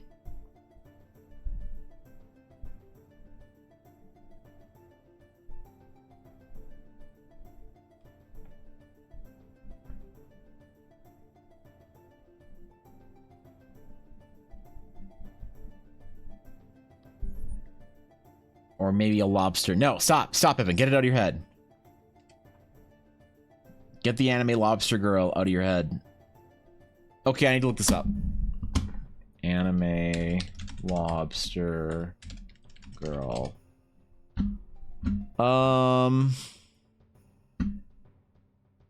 Okay, lobster VTuber.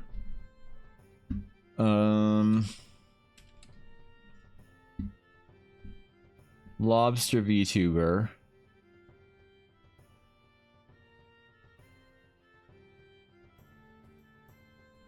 Weirdly, no lobster VTubers.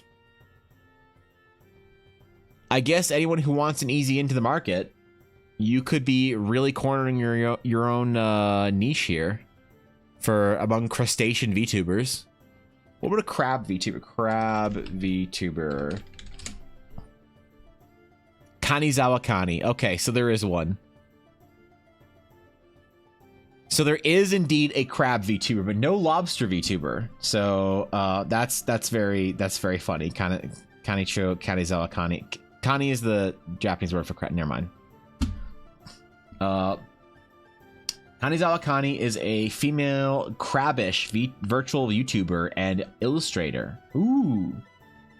She's part of VTuber group Atelier Live. Social media, Twitter and Pixiv. Crab Girl debuts. Oh, this is a whole debut stream.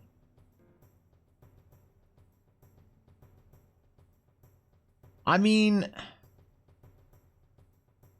yeah, okay. You had some claws and shit there. No Twitch channel for me to follow. That's disappointing. Oh well. Maybe next time. Well, in addition to V Shoujo, I think two streamers popped into existence with huge followings somehow. there were new additions in Vishojo. When did that happen? I thought Vishojo was like on a decline. I thought Vishojo was like crumbling. They're expanding? Good for them, man. I thought they're having some problems after they lost some of the some of their talent, I guess. I'm glad they figured some shit out. That's good.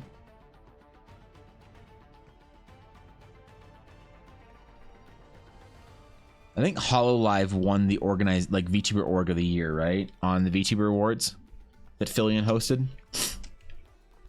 I'm not big on VTuber news, all right, but I know what's up a little bit. Matara and Kuro, they're definitely not huge corporate VTubers. Oh, okay, yeah. Niji's having it rough. What's going on in Niji Sanji right now?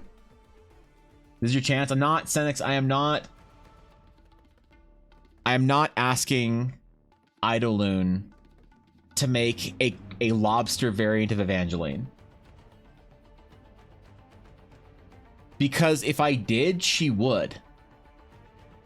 That's the problem. That's what you and I both need to understand, is that if I said to her, hey, Eiley, would you please make a disgusting crustacean version variant of my hot booba cat girl, she would say, when do you need it? So we showed you lots 3 talent and brought on some more. The editions have been past lives from what I understand. Oh, so they were graduates. Okay, let's not play the fucking like suspension of disbelief game. Who were these VTubers before they joined VShojo? Were they anyone that I know or anyone relevant, or were they small VTubers that like VShojo just snaked out of nowhere? Were these like I get it, I get the suspension of disbelief, I get playing the game. Who did VShojo actually get here? Mista and Nina from Niji, and probably Mika from Niji. Okay, all right, that makes so much more sense. This is now way more of an interesting story to me. That interesting. Okay, all right. Yo, what's up, Foxley? How's it going, bro? Revolt. What do you mean revolt? This is you're back for the first time in who knows how long. You revolt. I'm proud of you.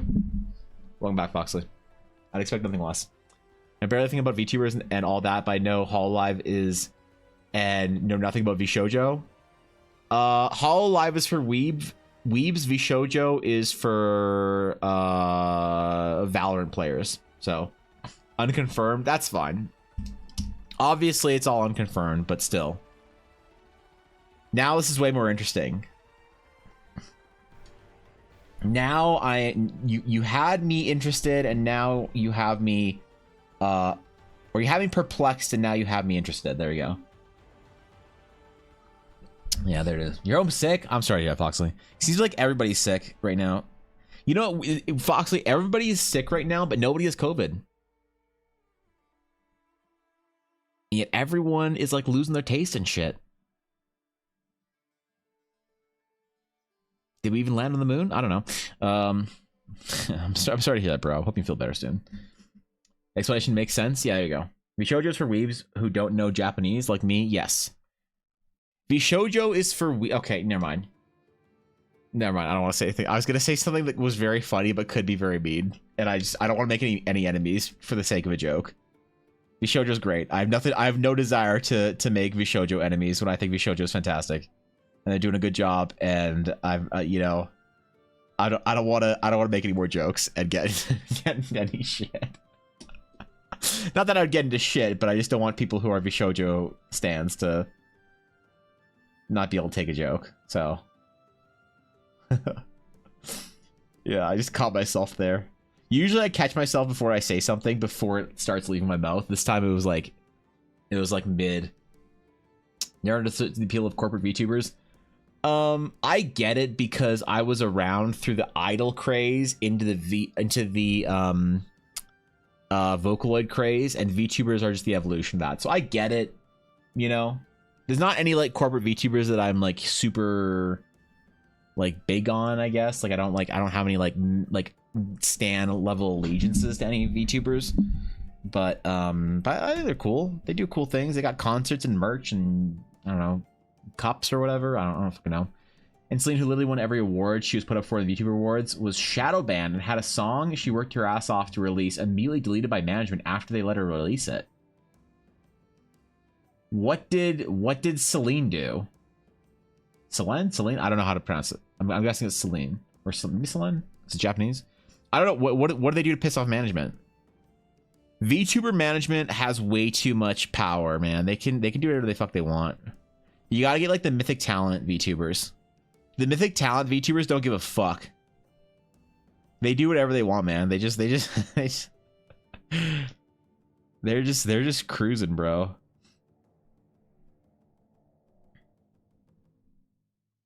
They're just relaxing. Next thing you know, they're gonna have VDOL on their team. It's RSV? Ah, it sucks, bro. Well, I don't know what I had. I'm still getting over whatever I had. I hope I don't sound sick anymore. But I still feel sick now and then and have rough mornings or rough nights. I had a really rough night last night. I actually was like not sure if I was gonna be able to stream this morning, but I picked my shit together, told myself not to be a little bitch, and to hit that go live button, and I feel better. I'm glad I did. But I get it. People are having it rough right now. You seriously just ask if we landed on the moon? Yes, Ivlon, that's the joke. That's the fucking joke. It's the joke. Whenever you talk about COVID, you have to question the moon landing or Bigfoot. You can choose whichever you want. Whenever you talk about COVID, you have to either question the moon landing or Bigfoot. One of the two. You can pick whatever you want, but you have to pick one of them. You know? There you go. That's pick which conspiracy you wanna meme on. And then go from there, I guess. All right. We got the tree. Tree's good. Tree, circle, check mark. Good tree. Excellent.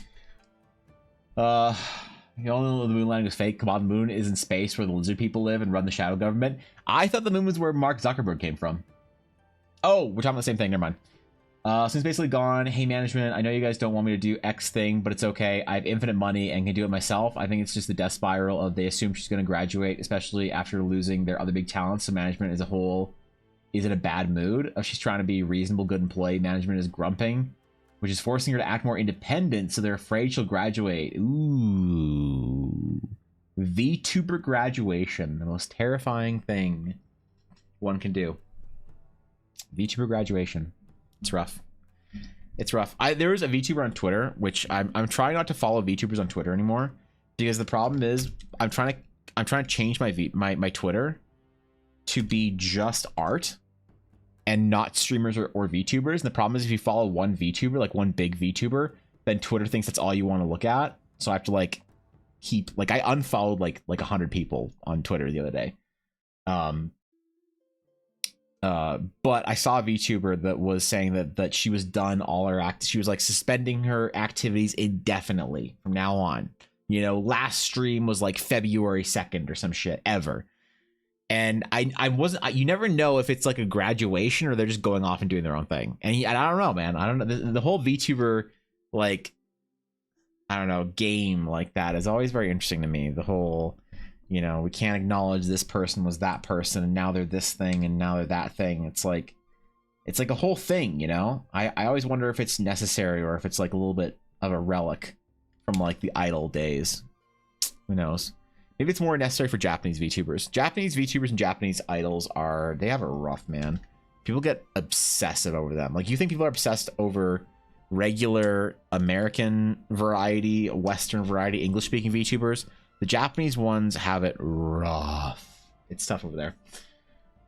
Like a whole, Moral as a whole is really, really bad at Niji at the moment. Their newest wave of talent flopped hard. Who's the current Niji Sanji? Hold on. Who's the talent? All right, talent Niji Sanji. Guys, forgive me for a quick VTuber interlude here. What do we got?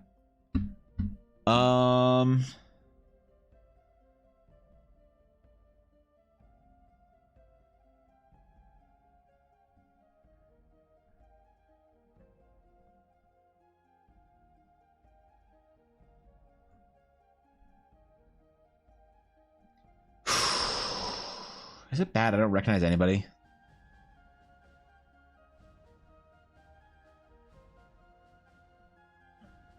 Yeah, I don't recognize anybody, man.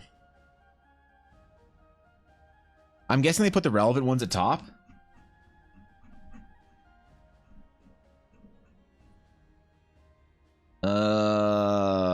Yeah. Yeah, you're in JP? Am I? Oh, wait. Ian, there we go. Okay, let's see. Who do I recognize? Oh boy. This isn't any better.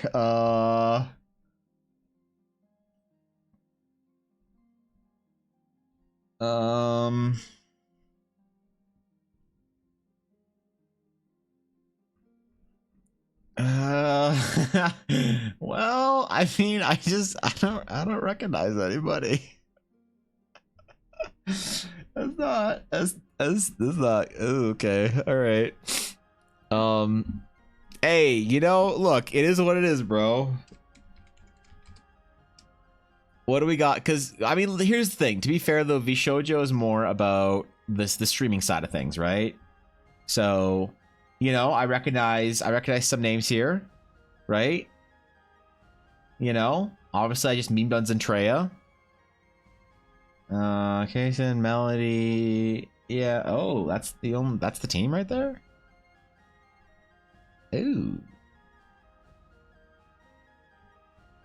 All right. Okay. Honestly, VTubers are silly, but I like them. I love them even if they're silly.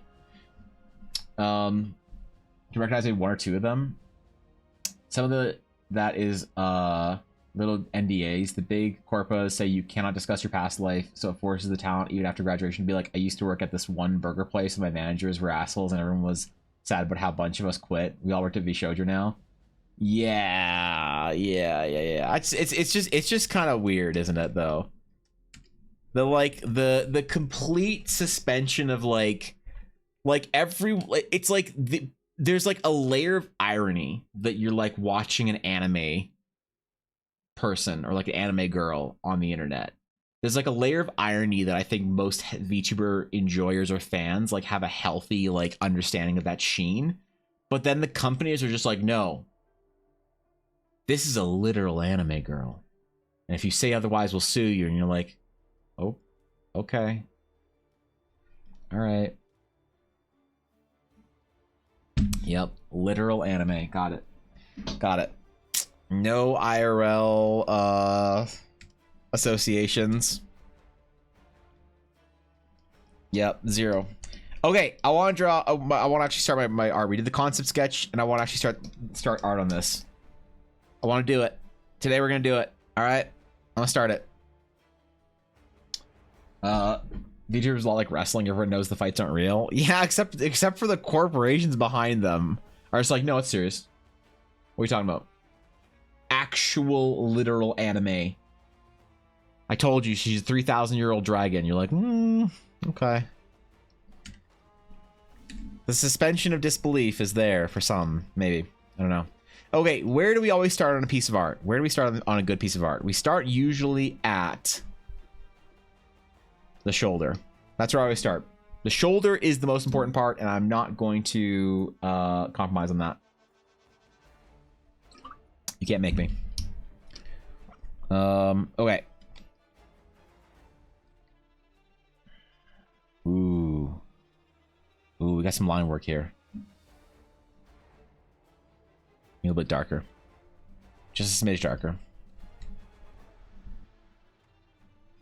Oh, too dark. Too dark. Okay, all right, now we're good. Yeah, I think VTubing is cool. I think it's cool. I have lots of friends that are VTubers. Elle is a VTuber. She's making her debut next week. She's making her VTubing debut next week. I don't think she knows what her VTuber model looks like, but it's the shitty one I made for her on VRoid in 30 to 40 minutes.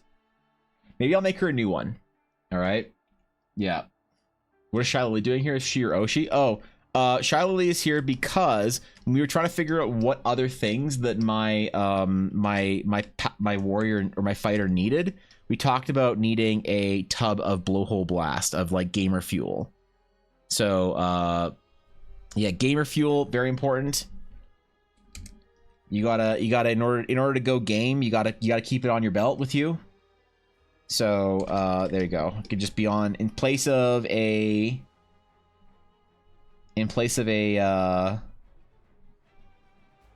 bag on the belt. We'll just put some gamer fuel or gamer supplements or whatever the fuck the brand is. Yeah, I don't know. I don't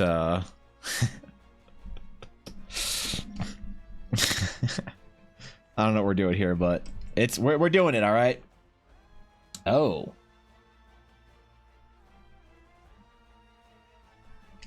Photoshop? Excuse me?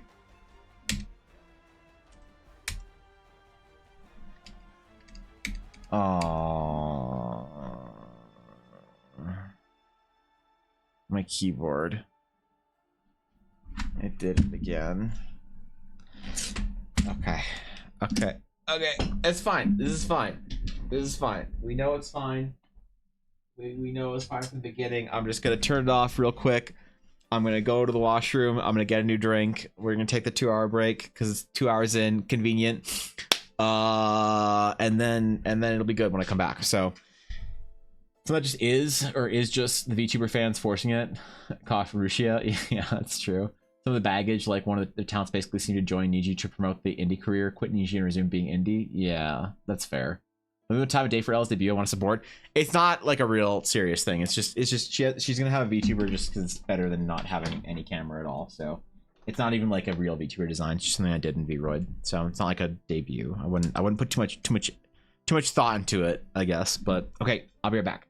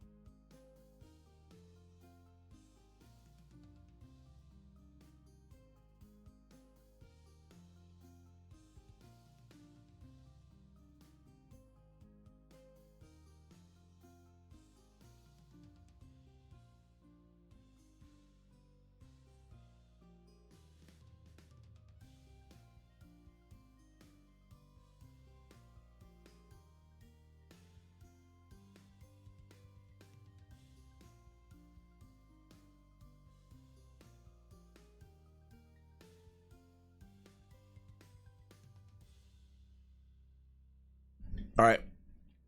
All right. Okay. We're good. So while I was gone, I decided something. I decided this year is finally the year. I am going to start my own VTuber agency. I'm going to do it. It's going to be via VTuber agency crossed with a streamers content org. Okay. Our entire vision is we are going to be basically doing our business model is anything that HoloLive, OTK, or OTV does, we're going to do a shittier version of that. We're going to be a scuffed version. All right. I will support the development of our VTubers and streamers. It has to be a regular streaming org as well, so I can be in there. Ella is going to be our first VTuber. Ella and Evangeline will be the first VTubers in it. I'm gonna see if I can recruit Fishy and like maybe Amma for a day. All right, Ashley's got a real team, but maybe we can do a collab at some point in time, like a team collab, like Waifu Alliance, shitty scuffed version, like cross whatever. We can do it. It'll be awesome. All right. Mostly, okay, what's actually the end goal? What we do is we'll make merch and have a team that we talk about, team, to make ourselves sound more substantial on Twitch. That's what we'll do. That's the entirety of it. Fake it till you make it. I don't care. That's what we're gonna do. You meme, a VTuber literally did that. A partner with like 150 average viewers retired and made her own agency. They had 8 talents who are over 100 average viewers. Sure. I'll do it. I'll do it. As soon as I hit Twitch partner and I can make a stream team, I'm making it.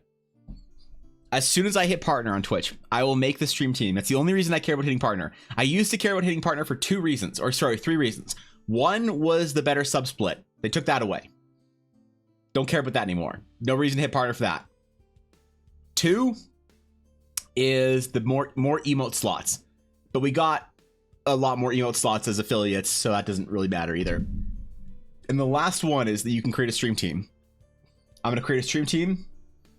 It's going to be a content organization like OTK. We're going to have merch drops.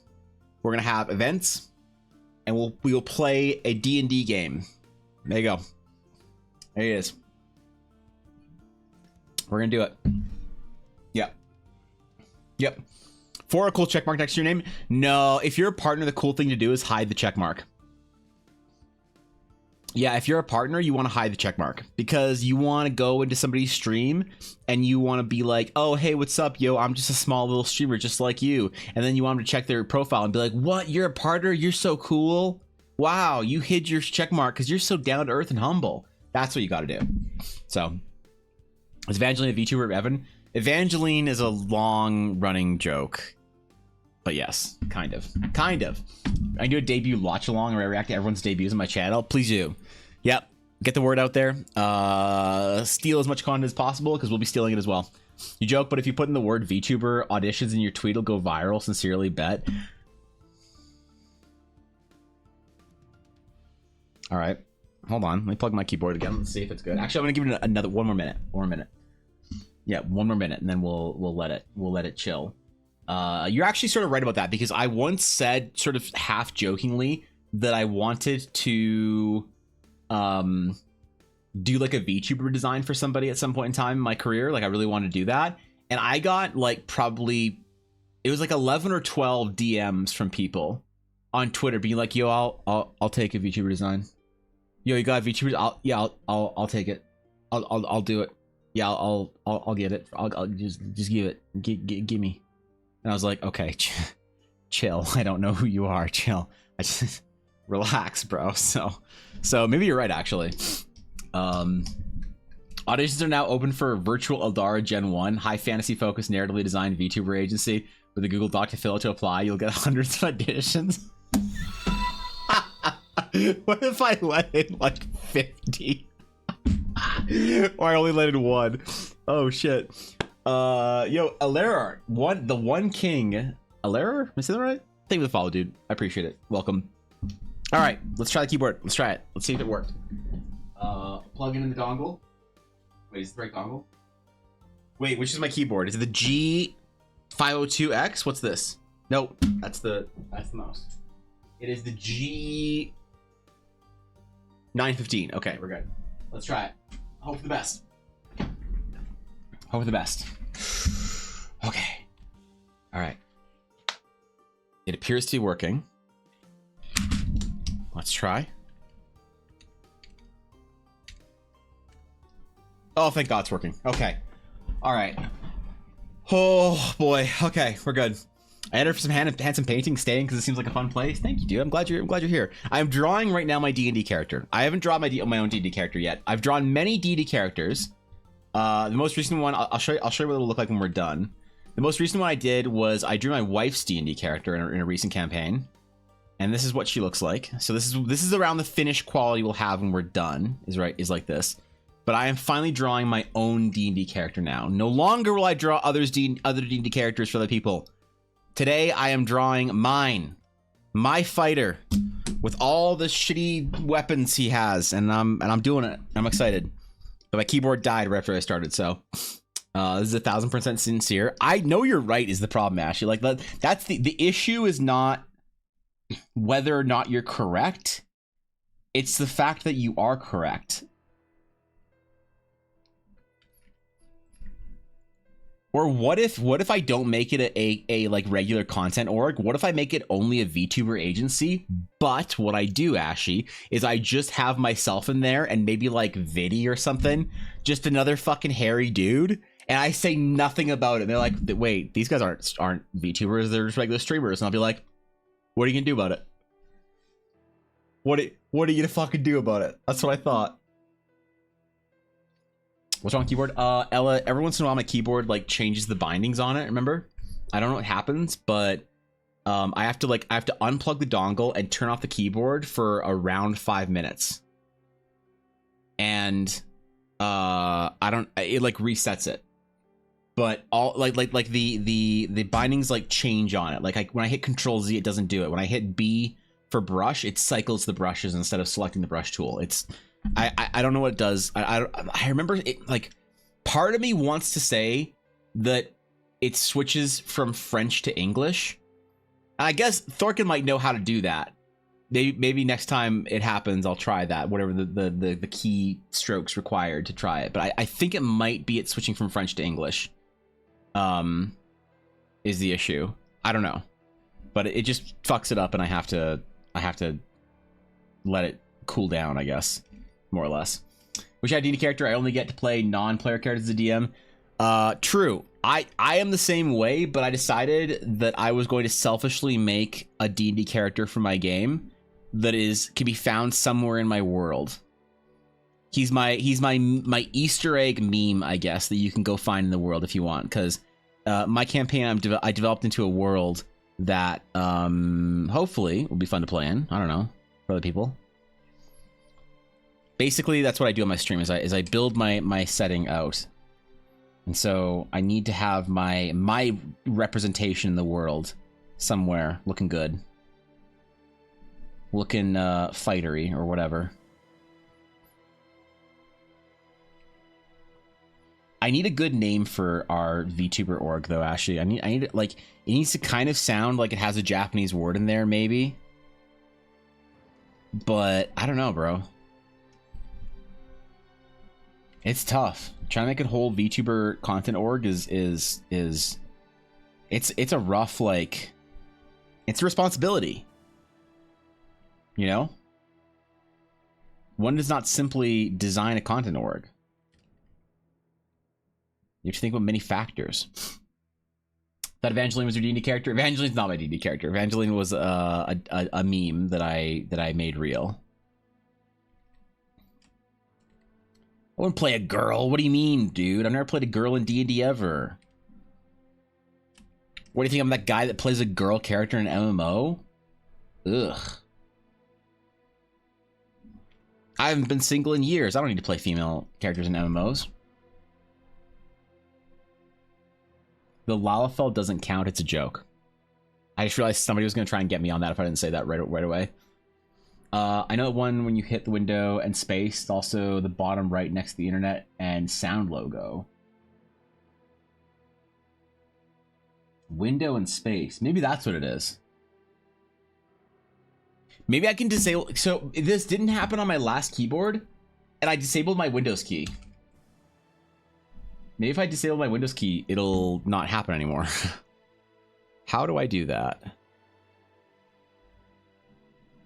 Where's my Windows key? There it is. Editing Windows. Left Windows plus anything. How do I disable Windows key? I see it. I see it right there. Windows. Where's the basic Windows? Windows plus tab, no. File Explorer, game bar.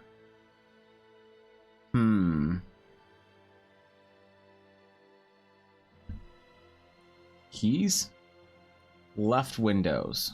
How do I let me select it. What? It highlights, but it doesn't select. Let me select it. All right, I'm mad. I'll do this later. I'll keep that up to myself though. All right. Okay. No distractions today. Only productivity and art. No memes. Not even memes about creating a VTuber agency. Name the org Evangeline VTuber Inc. I could. That's a great idea, actually. Make Evangeline the only non-graduatable VTuber.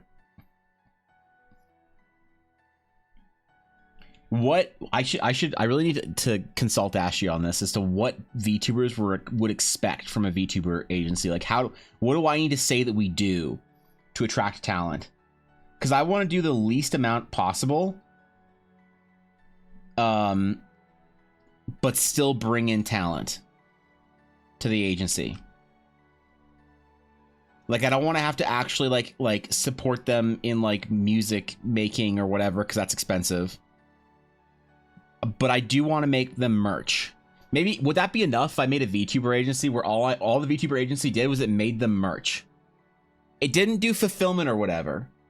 It just made them like a merch page on like Redbubble or something that like sells shirts or some shit, and then made them custom merch via that. Would that be enough to attract top mediocre VTuber talent? And if so, when do I get started?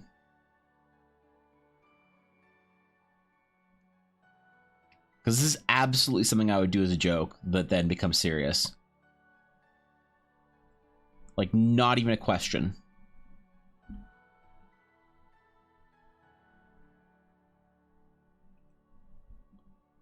I have done less in my time or done more for less of a joke. That's what I meant to say. I spent an entire 4 years on a D&D game just to have a Quackian monkey lizard steal something from the party and throw shit at them. I set up an emotionally charged 4-year campaign just for a meme. If you don't think I set up a content org and take it very seriously for a meme, you're absolutely mistaken. Wooden space to hit back from time to time. I'll try it next time, actually. Well, first and foremost, for Thorkin, I'm going to try and disable my Windows key.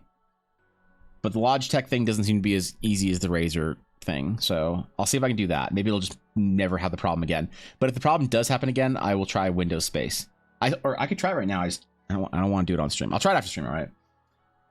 I sincerely beg, like, just for you to see how many replies you get. It's insane. There are VTuber agency Twitters with 90 followers that get 8K views in their tweets because people are so desperate for an agency.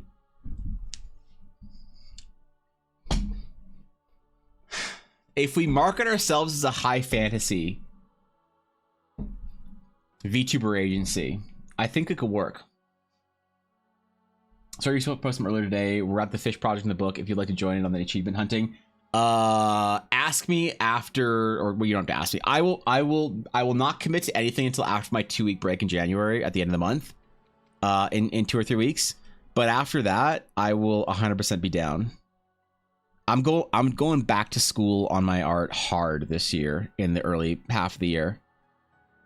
I'm really gonna be pushing and flexing this year to try and get back to a really healthy learning mentality for myself. Use VIA to rebind it too. Wait, what's VIA?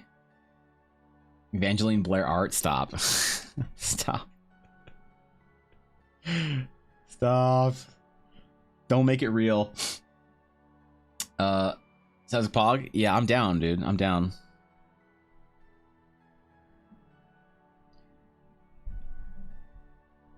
I'm really excited to go back into like the tank and try and do a bunch of development stuff for my art this year. I feel like I made a lot of strides from last year to like 2022 and 2023, but I haven't been going in the direction I want. I've been going in a good direction, obviously. Like I've been doing cool stuff that people like, hopefully, but it's not the direction that I want long term, and I need to start focusing on that more. You know, I have to start like narrowing down what skills do I want to build as a artist. The nice thing about it is like art is you're so like scared as an artist that you're like not where you want to be, but you have so much time to be an artist basically that you don't have to ever learn one thing like right now, you know, especially if you're like able to pay some of your bills by like, you know, doing your art, then there's no like massive rush. There's just that competitive urge you get, that itch you have as an artist to improve. That, you know, sometimes it's worse than anything else, but a lot of artists feel like they need to improve and figure out everything like right now or today or next week. It's always good to remember that, like, I don't know, you have time.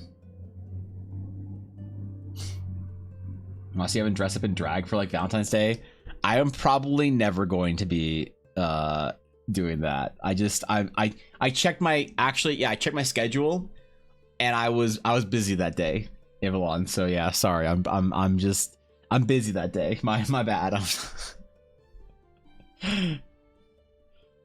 Yeah, I'm sorry. I checked my schedule. My bad.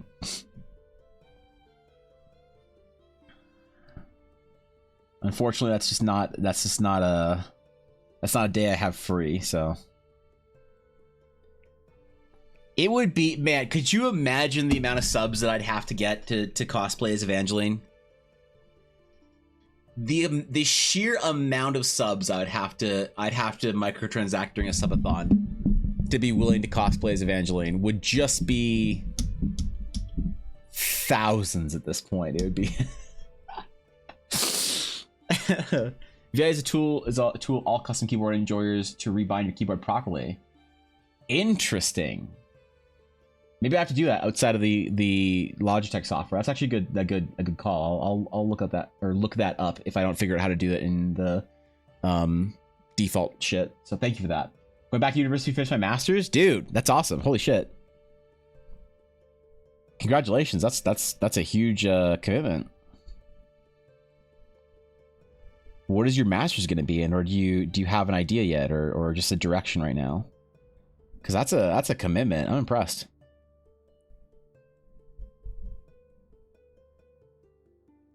Obviously, as an artist, your post-secondary doesn't have like a ton of you know, opportunity for like doing higher education, but I'm always so impressed by people in academia doing cool things. Always makes me wish that I had like sort of taken the STEM side of my education more seriously, but alas. If you want to talk VTuber stuff off stream, I'm free whenever works for you, because I feel like we could just have a forever talk on some of these topics. I might be around tonight, actually. I might be around tonight if you're down earlier on this afternoon, tonight kind of thing. I don't know when you're streaming today, if you're streaming today. But yeah, I might be around. I'll send you a message if I'm chilling, and if you're chilling too, we'll smash this shit out, because this could be a legendary meme. Speedrun work today, then I'm free after. Well, don't you? All right. Listen, don't speedrun nothing. Don't stress out over it, all right? You get LG? Yeah, I could get LG the hair and makeup. That's true. I would need the Evangeline wig. I need the Evangeline wig. Although, here's the thing. If I ever did dress up as Evangeline, Eiley would literally explode. She would cackle to herself so much that she would like begin to implode in her own satisfaction into just like a black hole, and then just like explode matter out like a supernova and just destroy her neighborhood. So I don't want to kill my friend Eiley, and I'd have to be very careful if I were to cosplay as Evangeline. I'd worry about her safety.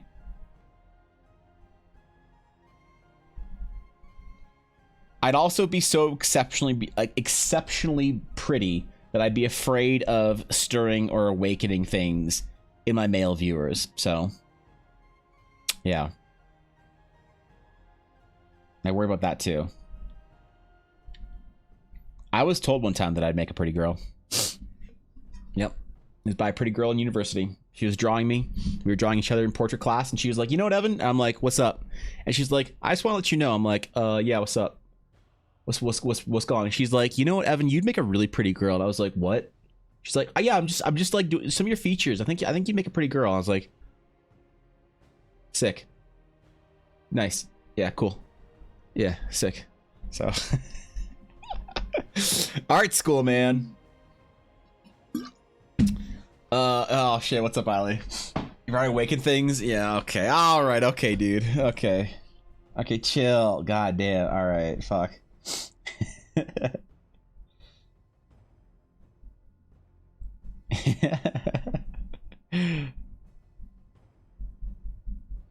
Yeah, I wouldn't want Eiley to create a small like they would like if I cosplayed as Evangeline, they would register Eiley's implosion in CERN. There'd be like a bunch of fucking like Swiss scientists or some shit like monitoring the CERN super collider, and they're like, "What's this anomalous reading we're getting? Why are we getting stellar radiation the from somewhere else on the Earth interrupting our experiments?" It's almost like a mini black hole just vented its matter in somewhere in South Africa. Don't worry, scientists. It's not a black hole. It's just a Tumblr Fujoshi seeing her meme realized. The problem is that I can hear her cackle in my head too.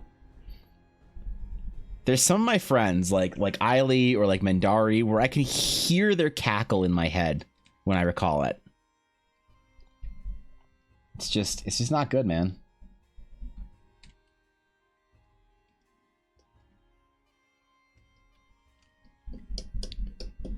All right, wonder how sketchy we want to go on this, or if we want to leave it more in the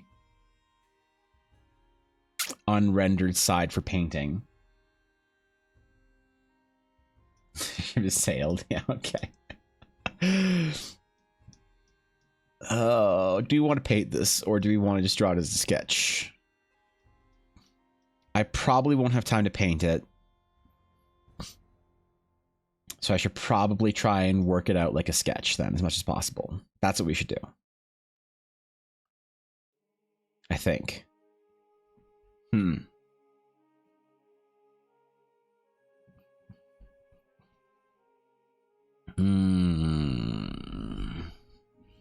If I paint it though, then it could match up with Amelia. And that could be cool. But that's like an extra 10 hours of work, isn't it? Probably not 10, but like it's an extra like 5 to 7 hours of work. And what's the one thing we're supposed to do as artists this year? Not sign up for extra work. That's all right, cool. There it is. Decision made. A decidation has been reached. We've decided.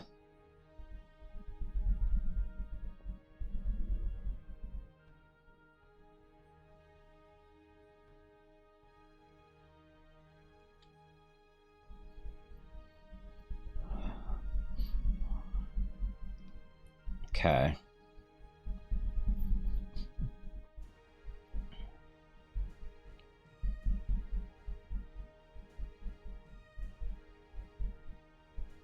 Yeah, it looks better. All right, all right. Without this under sketch, it looks better. Okay, we're gonna definitely do this.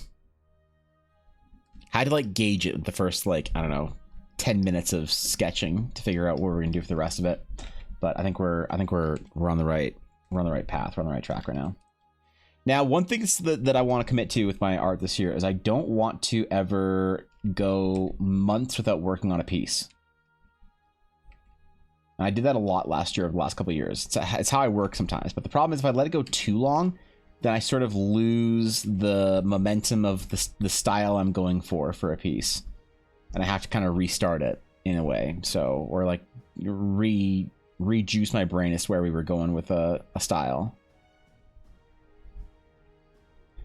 And I don't want to do that this year. We're gonna work straight through on projects. I don't want to, like, one of my stream goals this year is to never work on a project more than 3 or 4 days.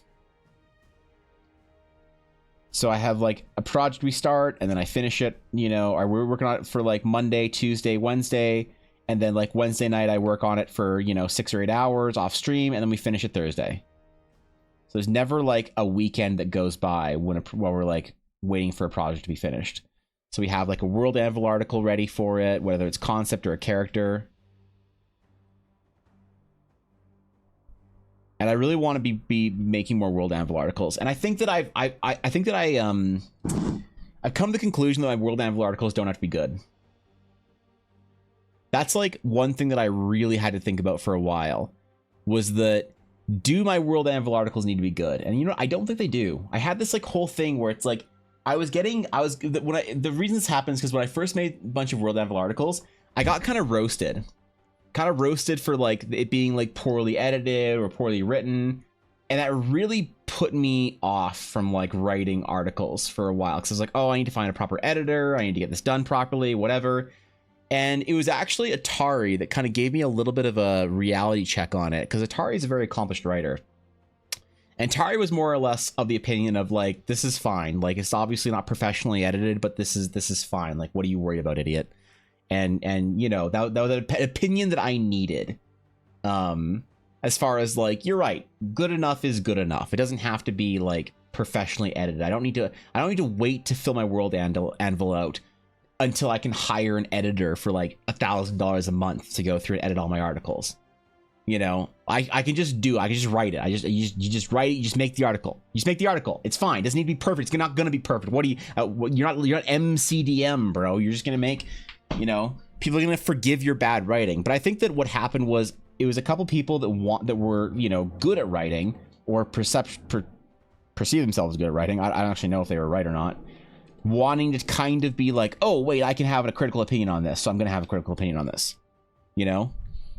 And I think that that's an important like thing to sort of like, when you're receiving feedback, is to understand what the sort of intent of the feedback. And I think I was getting a bit of disingenuous feedback from people that like their best interest was not mine. Their best interest was like sounding cool or seeming knowledgeable. And I kind of like fell into that a little bit, and I was like, ah, fuck, my stuff's not good enough, man.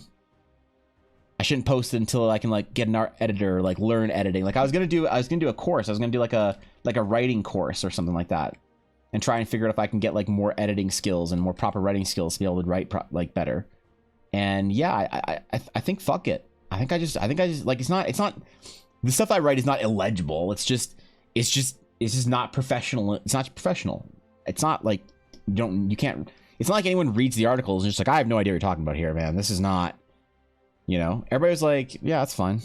So I need kind of like, I need a bit of a kick in the ass on it, and I think I'm gonna start filling more World Anvil articles out, even if it's just like quick, honest, you know, lore or whatever. So okay, mention that time. You're right. I gotta be faster. Art takes too long. A lot of writers still suffer from the Dunning-Kruger effect. You get the same thing with artists too. Draw better, noob. Yes. Yeah, you're right. You're right about that. Yeah, you're absolutely right about that. It's yeah. Yeah, and it's like you'd think that I would have like more of a perspective, Ivalon, on that because I'm an artist, but I just like for some reason writing just hit a blind spot for me, and I just like completely like just like got dazed by it and was like, oh, I guess I don't write. I just don't write, Evan. All right, okay, cool. It's not good enough. Don't write. Got it. Easy. That's how you fix it. Get better. You can't get better. Just don't do it. And yeah, I don't know. I needed a reality check, but then but even after I sort of made that realization, I wasn't like ready to start writing a lot. I started in November, which is cool. And I'm gonna be doing a lot more writing for like I'm gonna try. Part of my 2 weeks off is I'm gonna try and spend a half hour writing every single day. Every day. I'm going to try and make it routine to like, what I'm going to do is, here's how I'm going to do it. I'm going to upload, I'm going to make 1 billion articles for things that I have ideas for. If I have an idea for it, I'm going to make an article. If I'm making an article and it references other things, I'm going to quick make an article for each one of those things. And then I'm going to get my entire giant article list on World Anvil, and I'm going to, and I'm going to apply art to everything that there's art for. So character, location, map, whatever. I'm just going to just slap art on everything that has art for it. And then I'm going to, every day, I'm going to pick an article. I'm going to go in, I'm just going to write it. And it's not going to be perfect. But it's going to be it. It's going to be good enough, you know? And then eventually, yeah, I do want to hire an editor that I can be like, here's the World Anvil, pick an article, go for it, and I'll pay you for like 3 hours of editing time per week. You know, that'll be like EBA employee contractor number 3 or whatever. You know, how do I better read and write? Ask for peer reviews. That's a good point. I have a hard time reading. Though I don't know. People tell me that I'm dyslexic because of the struggles that I have reading. Like paragraphs. Like I can read chat fairly easily, and if they're like a couple of lines, but as soon as somebody paragraphs me in chat, my brain starts skipping around and doesn't, like, I don't know why, just like my eyes get lost in what I'm reading. So I have a really hard time reading like novels, right? Like I'm a very slow reader. In order to read correctly, I have to read very slowly. I read at about a speaking pace when I'm reading a novel. So I don't tend to read a lot, right? I listen to audiobooks a lot more. But audiobook listening is not quite the same. It doesn't build the skill set required to learn how to do good writing, I think. The same way reading straight up does. But yeah, I think that's the only way you can do it is just read and write more. Because like even then I go through it at my old writing and I'm like, oh, this is like pretty bad, and I'll like edit it like, and I think I'm improving it. So I think I must be getting better, right? Like that just happens. You don't do something and not get better at it usually. Unless it's League of Legends. But besides that, you know. So yeah, I think I just need to start writing more. Just get in there. You're returning to writing for you too. All right, Evelyn, we're in this together then. When you say write, do you mean type? I mean type, obviously, Steph. I mean type. Come on, you think I'm gonna get my fucking quill pen out and start? Why can't I?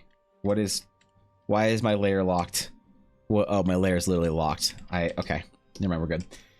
You think I can write? You think I know how to write? I have a journal that I write in that I write, keep like projects and stuff managed. And my writing is very poor. Like my actual handwriting, not great. People criticize me about it, and they're fair too when I write on stream, like when I write shit on the side of my canvas. So yeah. My typing Andy. Be great to get some kind of like a dictating tool or whatever, but I don't know. What's good, Soja? What's going on? Giant list is what I'm doing right now. You're compiling. How many articles do you think you'll have to fill in right now, or when you're done, Senex? Are you talking like dozens, hundreds, or thousands? Because I'm looking in the hundreds range. I think. Just logged into League of Legends. Look, it's not my fault. You know it's a bad idea. What are you doing? What are you logging into League of Legends? Like, it's gonna be different today. All right, don't say I didn't warn you. Handwriting or cursive? Printing, yeah. Also, in this world, you benefit from voice attacks. I would. I absolutely would, Steph. I would benefit from voice attacks, but what I'd rather have is like a small man in a suit that I'm dictating to on like a, you know, you can get those typewriters that are connected to computers. Just because I like the sound of a typewriter, makes me sound like what I'm saying is more like important if somebody's like typing it on a typewriter and there's a ding every once in a while and the, you know, when you're like, that's what I want. But I probably can't get that until I'm fabulously wealthy, and then I will. I will be so eccentric when I'm fabulously wealthy. I'll be like y'all thought Elon Musk was a weird billionaire. I'm gonna be a weird billionaire. I'll be like, hey, yo, we need to start the script for the next Eldara movie. I need my dictator. I need the typewriter. We're gonna get on a private jet. I need 5 pineapples, an assortment of various oranges and tangerines, as well as 3 2-liter bottles of Sprite. All right, but I don't want Sprite. I want 7-Up that you've taken the label off of 7-Up and replace them with a Sprite label. And I need all of that on my private jet tonight at 5:43 p.m. Okay, and that's when we're leaving. It's 5:43, no later. So, oh yeah, just weird shit. People are, because I want people. If I become like an amazing creative, I want to fuck with future generations. I want to make them think that the weird, eccentric things I did when I was successful are things that they need to do. You know, like I need them to like evaluate my rituals and think, I guess I need to eat like an odd number of Cheetos before I draw my character too, to be as good as Evan Blair art, you know, when I'm a old man or whatever. But yeah, I just need to mess with them. Steph, that's not Ella. It's a different Blackwood, unrelated to Ella Blackwood. Of all the Blackwood family, Senex and Ella are not related. Senex might be related to Mackenzie Blackwood, the goalie. I forget which team Senex or Mackenzie Blackwood is on, but no relation between Ella and Senex.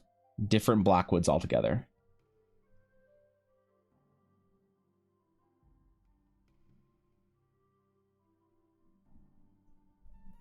But yeah, I want to screw with him, man. I want to like, people study like Steve Jobs and stuff. They're like, I gotta wear a turtleneck to reduce decision fatigue.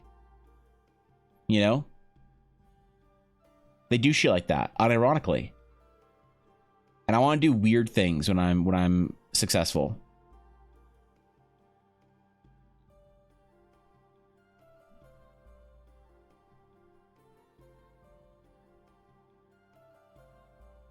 I want to be eccentric and strange like a Roman senator. But not that eccentric and strange. So, same vibes though. Where can you see how many articles there are? Ooh, I don't know actually. I think there's a list that actually, does it have a number on it? I know that they're like the dashboard viewer thingy has like a list, but I don't think there's a number count on it. Interesting. There probably is somewhere. You wear a hat to make your art better. Does that count? Maybe. Yeah, I just never wear a hat on stream or off stream, or never wear a hat off stream. Never go without a hat on stream, and people think that it's like some important thing at a certain point. You know, I get questioned. Why do you wear the hat, Seven? What are you hiding? What are you trying to say? You paying or people paying to market via your hat? You know what? You'll never know. I take my hat off once a month on stream to adjust my hair, to adjust my terrible hat hair, and that's it. What's under is it's secret. Maybe I have crazy tattoos on the side of my head. You'll never know. Is it required for my art? Maybe.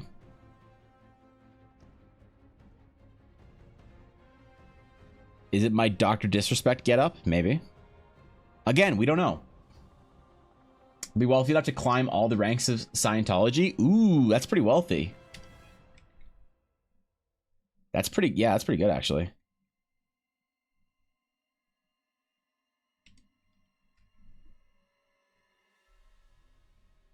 I want to be a successful enough streamer that I can be the Tectone of D&D streamers, whereby he knows what all the VTubers look like, never leaks it, but can say, haha, I know what Shylily looks like and you don't.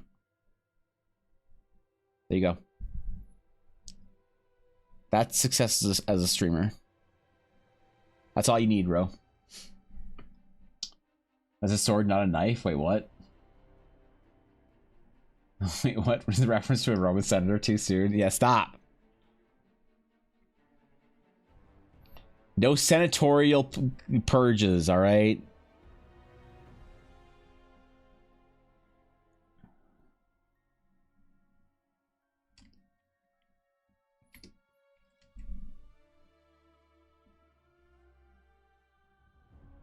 Okay.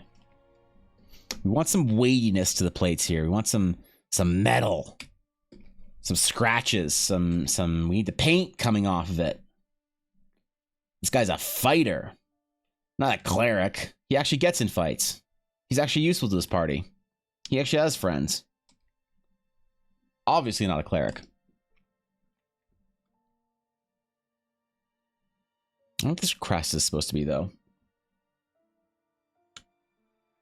How do you need stop? As the archaeologist, may I say the ancient Rome in Greece is overrated? You're probably right. But I like the meme anyway, so.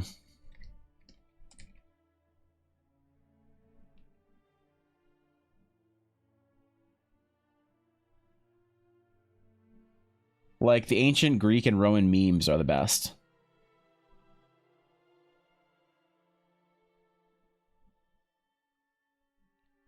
I fucking love archaeology conspiracies so much. I love them.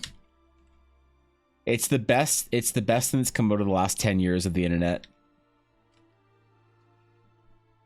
Like the Younger Dryas shit. Atlantis in the Eye of the Sahara. I love archaeology so much.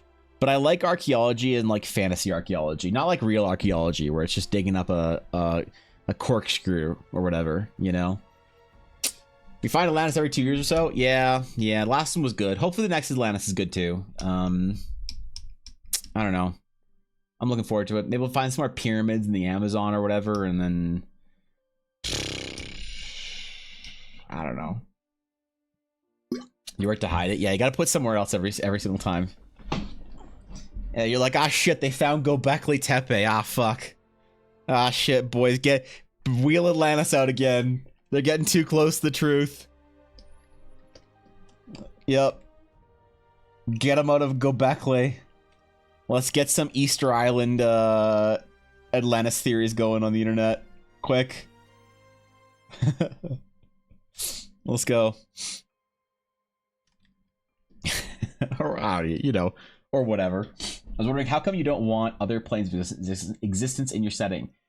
I think personally, for the storytelling that I like in fantasy, I find that when you separate the world via dimensions, it takes away the permanence of locations, right? When the Feywild is always a blink and a step away, journeying to the Feywild removes the physical like process of journeying. And this is one of my gut instinct things, but I have a gut instinct that people enjoy the idea of like physical travel. You know, there's something about getting on a boat and the free winds and the favorable seas, or getting in a starship and, you know, flying across the galaxy or whatever. Physically going places feels to me like they always have more impact than simply the magic of snapping your fingers and now you're through a portal that is taking you to a different realm of existence or whatever. You know, there's a lot of like historical and anthropological kind of like backing for that whole idea of like extra dimension, especially things like the Feywild, where it's like overlaid over our reality. It's beyond our perception, but that's kind of like more of an occult kind of method. And I find dimensional or planar travel Like, I don't want to insult it because I think that it can be done really well, but the word that I can use for my own opinion on it is it's almost a little bit cheap now. Like it's been the first times it was done, it was like, oh, this is crazy, it's cool, but it just feels kind of cheap now. I want these places to be physical locations, even if you're using, like, science fiction does this really well, where even if you go somewhere that is, you use like almost portal travel that's functionally the same as stepping through a portal. Now you're in the Nine Hells. It's functionally the same, but you're going to another physical location. Like, think about like hyperspace in Star Wars, or the Stargate in Stargate. You're going through the Stargate, you're going somewhere else in the stars. You can see that star in the night sky. To me, that's like more impactful and has more weight to it and makes the location feel more meaningful than having it be like sealed off by almost arbitrary hand waving of like, oh, you can't get to the Hells because you're not powerful enough. And it's like, you know, there's a lot of stuff about it that I can't give great examples of why I don't like it, so much as I have this gut feeling and instinct that it loses some of the magic of it when there's no travel. You know, it's one of those concepts in science fiction that I really like, that I'm trying to pull some sci-fi ideas into fantasy, is the idea of traveling vastness. You know, I think the idea of like saying there's something more magical about saying, you know, 5,000 light years away, there is a world, a nebula of worlds that is functionally the Nine Hells or whatever. And you can go there. And you go there and it's cool. That to me has more impact than being like you can go to this other plane of existence and it's like it's not in our realm, it's not in our world or our universe. It just kind of takes away some of the weight to it, in my opinion. Again, it's like, I don't mean to offer a lot of criticisms of the use of planes and dimensions, but there's just something about the vibe of it that doesn't quite fit with me, and I haven't quite figured out exactly a good way to illustrate that in storytelling or to like explain it. But it's one of those like I'm going with my gut on it type things. And hopefully I'm right. I don't know. Who knows? But yeah, it's always been kind of like, to me, I've always been a little bit let down by the idea of planar travel versus like, oh, we're going to the Feywild. It's this grand forest in this other continent. And when you like, you know what? Here's a good example, actually. Sailing to, what's the Elvish name for the White Shores? All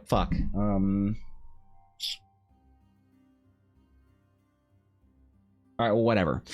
You know, the Elvish afterlife in Lord of the Rings is like a physical place. You sail to it in a physical way. It's like, it makes the magic of it more down to earth. It's more connectable or whatever. So you're more or less stepping through a portal to another plane in Lord of the Rings when they sail away.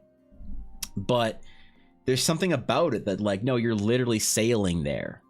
Right, and you're shifting through the world in a weird way, but it's not like it's not like on the Baldur's Gate cinematic where you just like twang the tentacle and then all of a sudden your ship booms into another dimension. And to me, that's always kind of cheap, or just like it's a bit of a letdown for me in some way, and I don't really know why, but I just gotta go with my gut on this one. An actual field archaeologist, I'm the one finding corkscrews. Oh, okay, well, good. God damn it. We need you guys. That's a cool ass job though. Holy shit. That's fun. Archaeology's dope, bro. I'm kind of memeing about the conspiracy side of stuff. I actually really do like the entire field of archaeology. I think it's really cool. In another life, perhaps, I would have pursued that passion instead of telling stories about imaginary dragons. It's basically the same thing, right? No. More or less, I think. We're talking 111 articles with at least 10 more mapped out on a... Jesus Christ, okay, that's a lot. That's a lot. I wish you luck, Xenix. I wish you luck. And I'm impressed.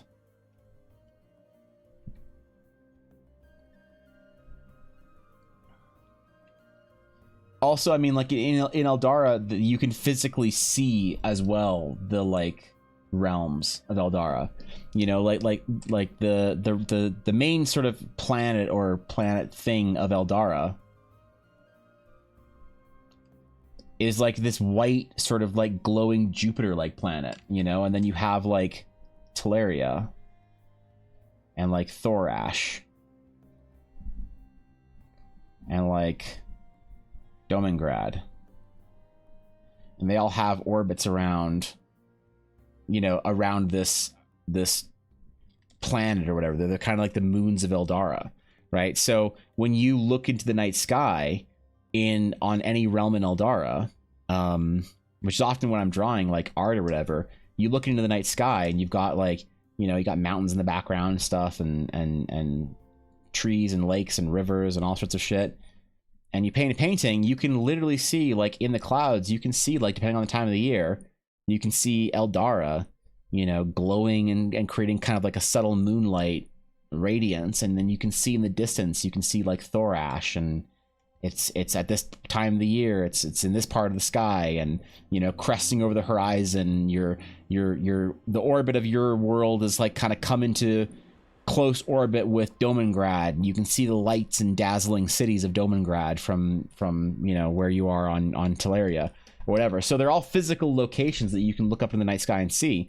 And so although yes, you use portal travel to get from one world to another, you know, you use your stargates that takes you from more or less from one world to another. You still see these worlds in the night sky, and there's something kind of like, to me, there's something wondrous and very human and very like ancestral about looking up into the night sky. One of the biggest fantasy concepts that I am trying to sort of play on here,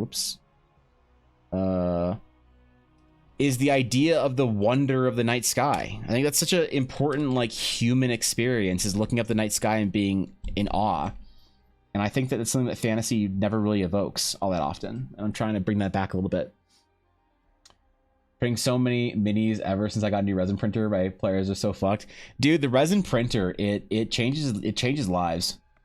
My wife got one for her dice making business, so she could print her masters. And it made me really wish that I had played in person still. 'Cause I would print so many minis, it's not even funny. I'd print terrain. Oh man, I'd model terrain and print it. Oh yeah, I'm glad you're making use of it. That's dope.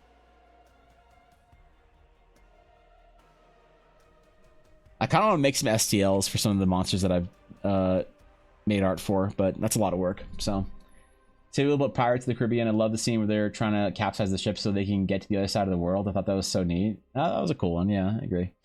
So, you know, Amaranth is live. Why do I need to know that Amaranth is live? What? Why do I care? I don't care that Amaranth is live. What do you? Why should I? Why should it matter to me that Amaranth is live? It's not. I don't care. Like, what are you talking about? Fucking weird. God.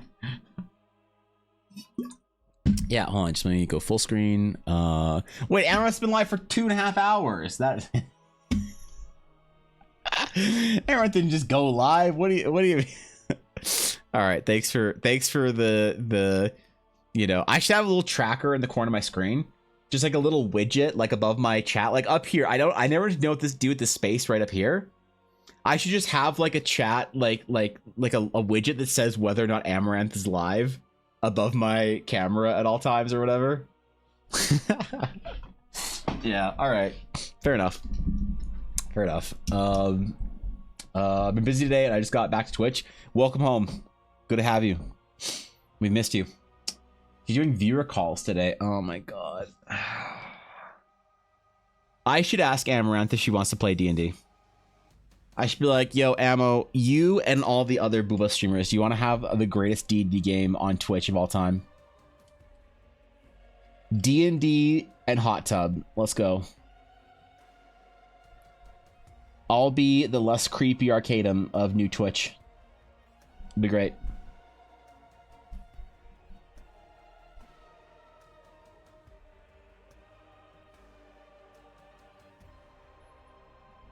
That'd be fucking sick.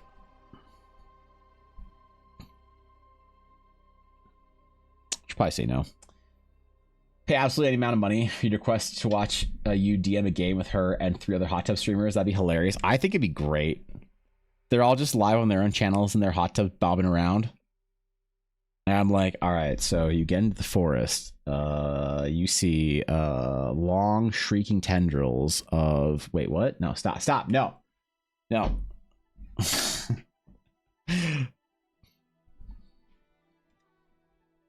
I'd do a good job, too. Don't think I wouldn't. I do a great job.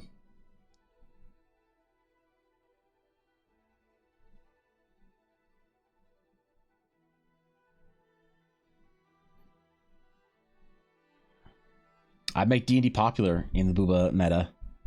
They'd all cosplay their characters after a couple weeks of episodes. Yeah, are you kidding?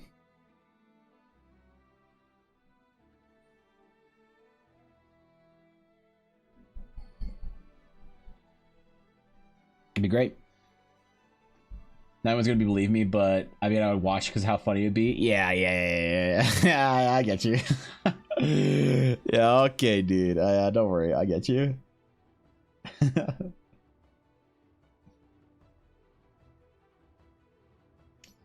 Maybe I can do it with VTubers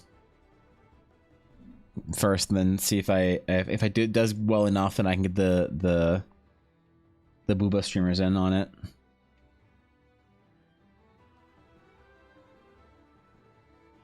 Who would I get? I get like Shy Lily, Nemu, Melody.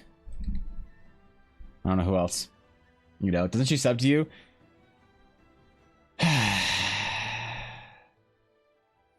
Yes, Amaranth is currently subbed, all right, but it wasn't Amaranth subbing. That would be unreal. That'd be hilarious. I think it was Sam that gifted Ammo a sub recently. I don't remember who. I remember who got Ammo's recent sub, but, you know, she's coming up on a sub anniversary here, as far as I know. I found a model for my D&D arch villain. I'm so happy about it. What'd you pick? Big vampire dude? Strong golem man? Bat-winged dragon villain? I always like villains that are the size of normal people. It's just a dude, you know?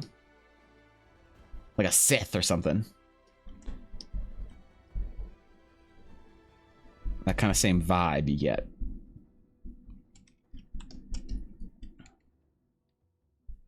From a mortal man who has taken up the dark ways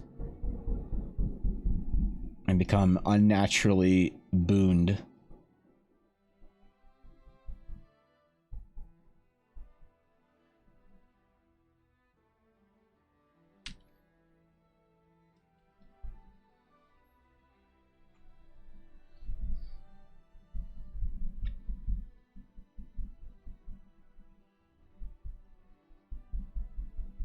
It's always so nerve-wracking for me deleting the undersketch because I never know if it's going to make it look better or terrible. It goes both ways sometimes.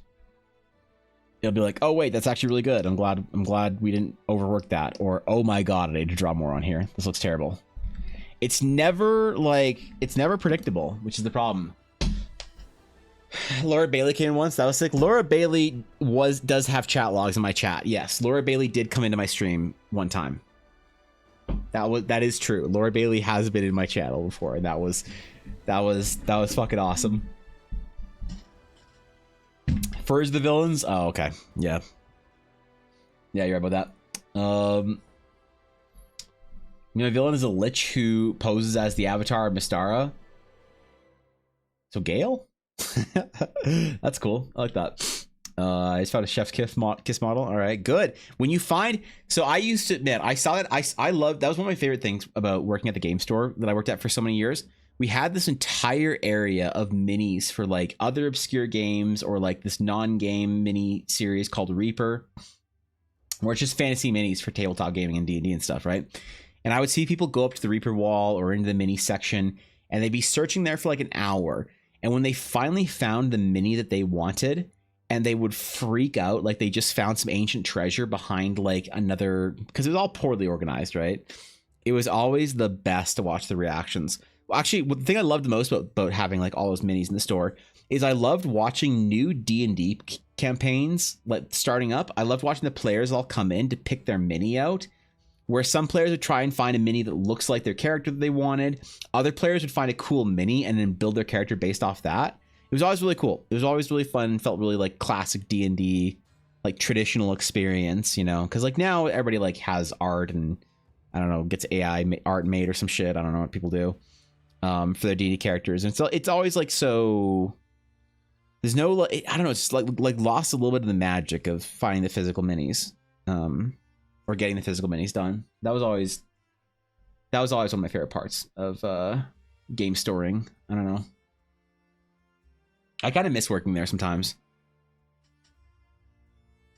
Like part of me wants to like get a part-time job at the game store again for, you know, just like a day or two a week. Hero Forge is cool. Don't they do like colored minis now or whatever? Hero Forge actually, oh, you can buy STLs in Hero Forge for like $4 or $5, can't you? You can like download the Jesus. The fuck? You can download the buy plastic, premium plastic, color plastic, color standee, polished antique bronze, STL. Okay, so for $8 you can get the STL. That's actually not bad, to be honest. That's pretty good. I always wanted to get a set of like bronze or whatever, or I think they used to have brass, I thought. Whatever. Like bronze figures made or whatever, but that's hard. The STL downloads, that's not bad actually. They've probably added a lot more nylon plastic. What the fuck is that? 1/30 scale of 2-inch base. Oh, interesting. What's the color standee? 2D acrylic standee. Oh, I see. So it's like a printed. Okay, yeah. I get it. Okay, that makes sense. It's a 2D thing. I think this is the $20 for a custom. Oh, you can do animals now too. What the fuck is this? What the fuck is this Sarah Kerrigan shit?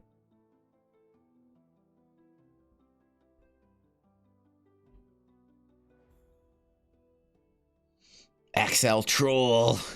Let's go, man. This is cool. Hero Forge is great. I've never bought anything from Hero Forge. I've been very close to buying things from Hero Forge. I always wanted to, though. I always wanted to buy like a custom token for my character or whatever for my D&D game. I'd have to play in person. You get merfolk? What the fuck? I can get a mer dude? Alright. They added so much. Centaur. Oh, that's cute. Orc. Cabald. Sneck.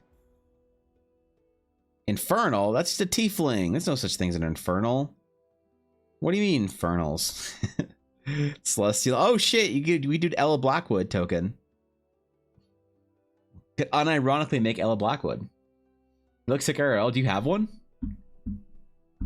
But Sildren Lady of the Moon from Archvillain Games, and it's just something out of this world. That's pretty cool. Animals as well. I haven't bought one, or I've bought one thing from there, but it took them 3 tries to send me the right mini. Really? What a great business model. Oh, Griffin! Can I do a dude riding a Griffin? Raptor, warg, horse, badger, dog, cat, duck, owl, Hrobit, doom. What the fuck is a doom duck? Okay, anyway, octopus, squid. Are these still animals now? Robodrone. So if I wanted to do color, how does that work?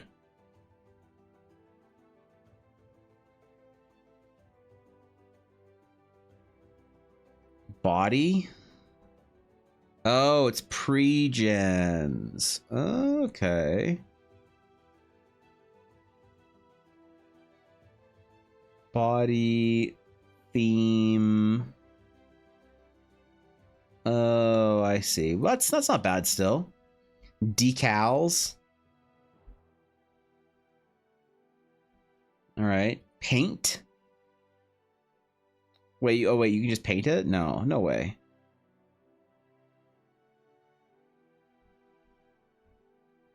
I want to be a gem. I want to be a diamond stag. Alexandrite stag. Oh, it's textured too. Eyes. Oh, you can't. All right. A flaming head. And a flaming belt. And a flaming hoof.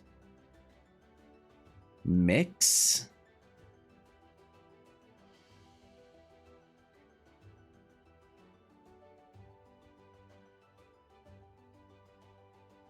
Interesting. And then you do lighting. That's cool. So they'll print it for you in color, right? That's pretty neat, actually. Remember, I got a Reaper Mini as well. That was insane. There's some really good ones. I have some like Pathfinder WizKids ones or whatever. Gearforge are meh. The price, in my opinion, the only thing they do really well is customizability. Well, I think customizability is like a great thing. Like yeah, they're expensive, but like where else can you get a figure as close to your character, and then you print it on your nice, pretty resin printer? If you have a good one, I don't know. Like my wife has a really good one. You get like a crazy resin printer, and then you print your mini for $7, like $7 or $8 just to use the customization feature. Like I think that's pretty good. I think it's reasonable. Ooh, what the? Ew, this guy needs a beard. There we go. That's better. And like some eyebrows. You gotta give him some eyebrows. Okay, there we go. Tongue.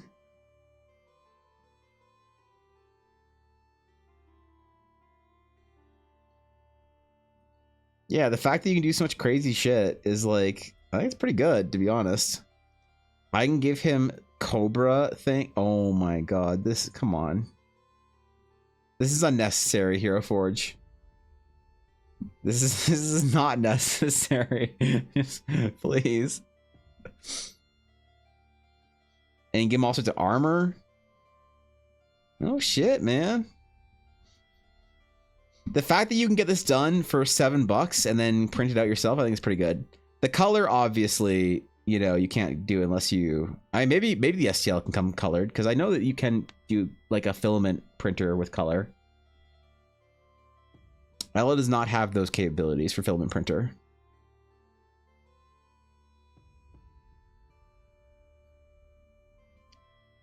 I mean, it's not bad, right? You pay $8 and you can get this shit sent to your 3D printer. Oh, cool base, like a Warhammer figure. There's skulls and shit. Never recommend 32mm figure and filament. You probably could if you had a good enough printer. You probably could. Like Ella does some pretty cool small prints. They're very small, but she has like a ridiculous filament printer. So you probably could if you had an expensive enough printer from filament. I don't know about the multicolor. I don't know how well multicolor printers scale, but you know, there are very few places you can full out build your mini, so I understand why they're a bit pricey. Yeah, I guess like even if they're just paying for the premium, it's just like fuck you, where else are you gonna get it? And you know, fair enough, I guess. Right? Ew. It must be a spider, man. not really what you think of when you think of Satyr, is it? But it's something. Huh. That's cool. That was a nice interlude. Oh. I haven't stretched in a while. You can do tones of pose adjustment too. Oh yeah, you can like You can like move around their hands or whatever, so they're carrying their axe a little higher or some shit. Yeah, it's pretty cool. I was legitimately going to get a. They had these figures. I'm not sure if they still have them, but they used to be able to do these figures on Hero Forge, where you could make what was it? It's like a DM screen thingy where you're like the base was like a wait. Do they have them? The base was like a DM screen hangy thingy.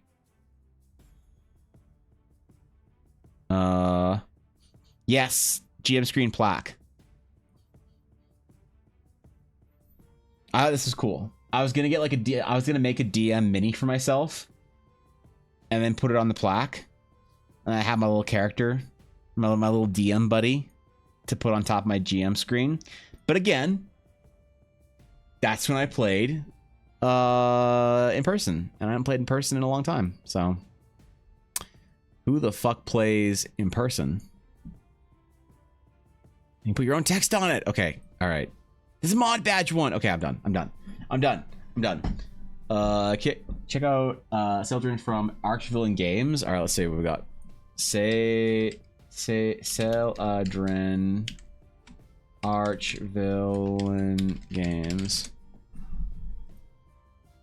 What do we got? One of these, I'm guessing. That's pretty dope. These are cool. I feel like I know this company. I wonder if this is the company that was at the Calgary Game Con that did like minis and shit. Maybe I'm thinking of a different company, but this feels like the same company. I think I saw some of these designs. Like I recognize this for some reason. Some like moon shit and whatever. These are cool though. Is this just like a like a minis company? They just make minis and shit?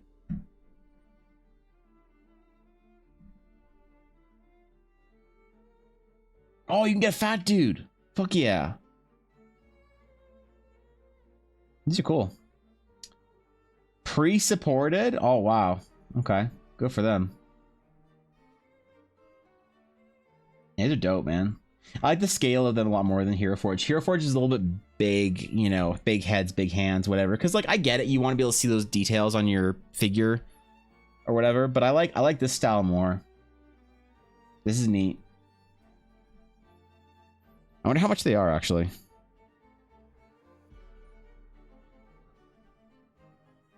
Monthly 5e modules.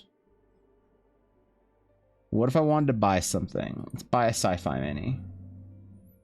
Shop the collection. All right. Let's shop a collection. Let's see how much these are. See how expensive they are. 20 bucks. That's a lot, man. 10 bucks for the small ones. Okay. Keeper. Oh, these are on My Mini Factory. Okay. All right. So you go through the My Mini Factory marketplace. That's cool. I was wondering if they had their own thing, their own storefront, or if they just went through My Mini Factory or another one like Thingiverse or whatever. All right, that's cool. That's cool. Cool company. Concept there. I don't know how well. Like, you'd have to have a really good 3D printer for a lot of these, like the striations and you know, scratches and things for these to show up. You'd have to have a very high resolution 3D printer. You couldn't print this and have it look nearly as good on like a unoptimized like $500 printer. This would, I mean, it still look fine, but you'd have to have a real like a serious 3D printer to get all the detail out of here, which is probably why. I don't know. Actually, I don't know. That'd be cool. I feel like I know this company though. I feel like Elle has talked to somebody in the company. I might be wrong. $60 for bundles that has released. That's not bad. Do you want to buy the whole collection, I guess? Because then you get like villains for your D&D game or whatever. You know, that's cool. Oh, and if you don't want to pay for 40k models, you can just buy this. Yeah, who the fuck wants to pay for some Astra Militarum shit when you just buy this little World War I looking weird boy? What do we got? We got a Nurgle enjoyer. We got a corn enjoyer. We got a space wolf enjoyer. Wonder if they're intended to be used with gameplay. Whatever. Not a big fan of the giant heads and hands. Yeah. They're like I like the style of a lot of other 3D printed minis more. The problem is that's like the giant heads and hands are necessary if you have a lower end 3D printer, and like the high end 3D printers that you need to get, like the difference. I didn't think that when Ella wanted to upgrade our resin printer, or when she bought for printing her masters, I was shocked by the like quality increase you get when you go up into like the higher price point. Because like I think the first resin printer she got was like a $300 or $400 one, and then she moved up to a larger one, which wasn't better, but it was larger, and it was like $500 or $600. And then she moved up to like $1,000 printer that's like just crazy. And same thing too with the filament printers that she prints all of her like dice towers and stuff on. The big upgrades were like detail and speed. Her new filament printer prints 5-day prints so much faster in like 26 hours or whatever. It's like 5 times as fast, and that thing's loud when it's just going for it, you know.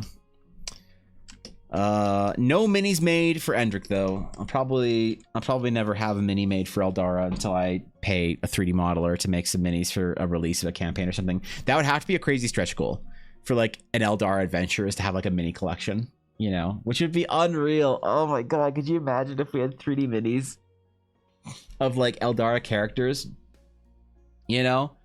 Oh god, that'd be so sick. that'd be like a dream come true for some, you know, like if I could get, dude, imagine if we get the dragon token. This is what I want as a mini. If we get, of all the tokens, if we get a mini of one, wait, why are there 2 here? Yeah, if I get a mini made of this dragon token that I made, so I could have a physical version of this dragon token, and I could paint it like this, right? With the regular black dragon version and then the cosmic version. Like I would fucking love to have a mini of this bad boy. Ah, man. One day, it'll happen. I swear, it'll happen. We'll have the dragon minis and shit like that, and it'll be fucking dope. Or the knights. Oh, the knights. Oh my god. Or like, okay, like wait. Tokens. Where are the knights? Where are the dark knights? Yes. Like a mini of this guy with the giant, because this is like an 8 square figure. Or mini, I guess, for like each of these ones are 1 square, each of these ones are 2 squares, and this one's an 8 square. Could you imagine him with the giant sword, just swinging it, putting that on the table? I'd have to get a 3D modeler that could like translate obviously the top-down 2D version into a 3D model, so you'd have to have like a decent style for it or whatever. But oh man, I love these minis. I'm bummed they don't get used as much as I wanted them to. So technology moves so fast, like a 2017-18 $1,000 resin printer can't even compete with a 2023. Yeah, exactly. It's like printers and VR is like increasing at such a crazy rate. Very curious, does Blender create STL files? Yeah, it does. What kind of dragon is that? I don't know. We just made a dragon for a token 1 month. I didn't really think of what kind of dragon or whatever. More or less just wanted to make a dragon that was like cool and cosmic-y. I don't really like the idea of like color alignments with dragons. Dragons in Eldara are not going to be like part of broods. There's not going to be like black dragons and green dragons and blue dragons. Dragons are much more rare in Eldara, and dragons are more singular. So each dragon is unique, but there's probably only like a dozen dragons on Teleria. That's like one thing we haven't talked about in a long time, is the story of dragons in Teleria and the interaction they have with the current plot. But the dragons are more or less slumbering. Depending on who you ask, the dragons are a myth. right? The if you ask some of the like the younger civilizations and kingdoms and races on Eldara, they think dragons are a myth. They think dragons never existed. Dragons are just very large wyvern, because wyvern and drakes are just like small, like sized dragons, you know. But the idea for me in fantasy, the idea of a dragon should carry weight to it.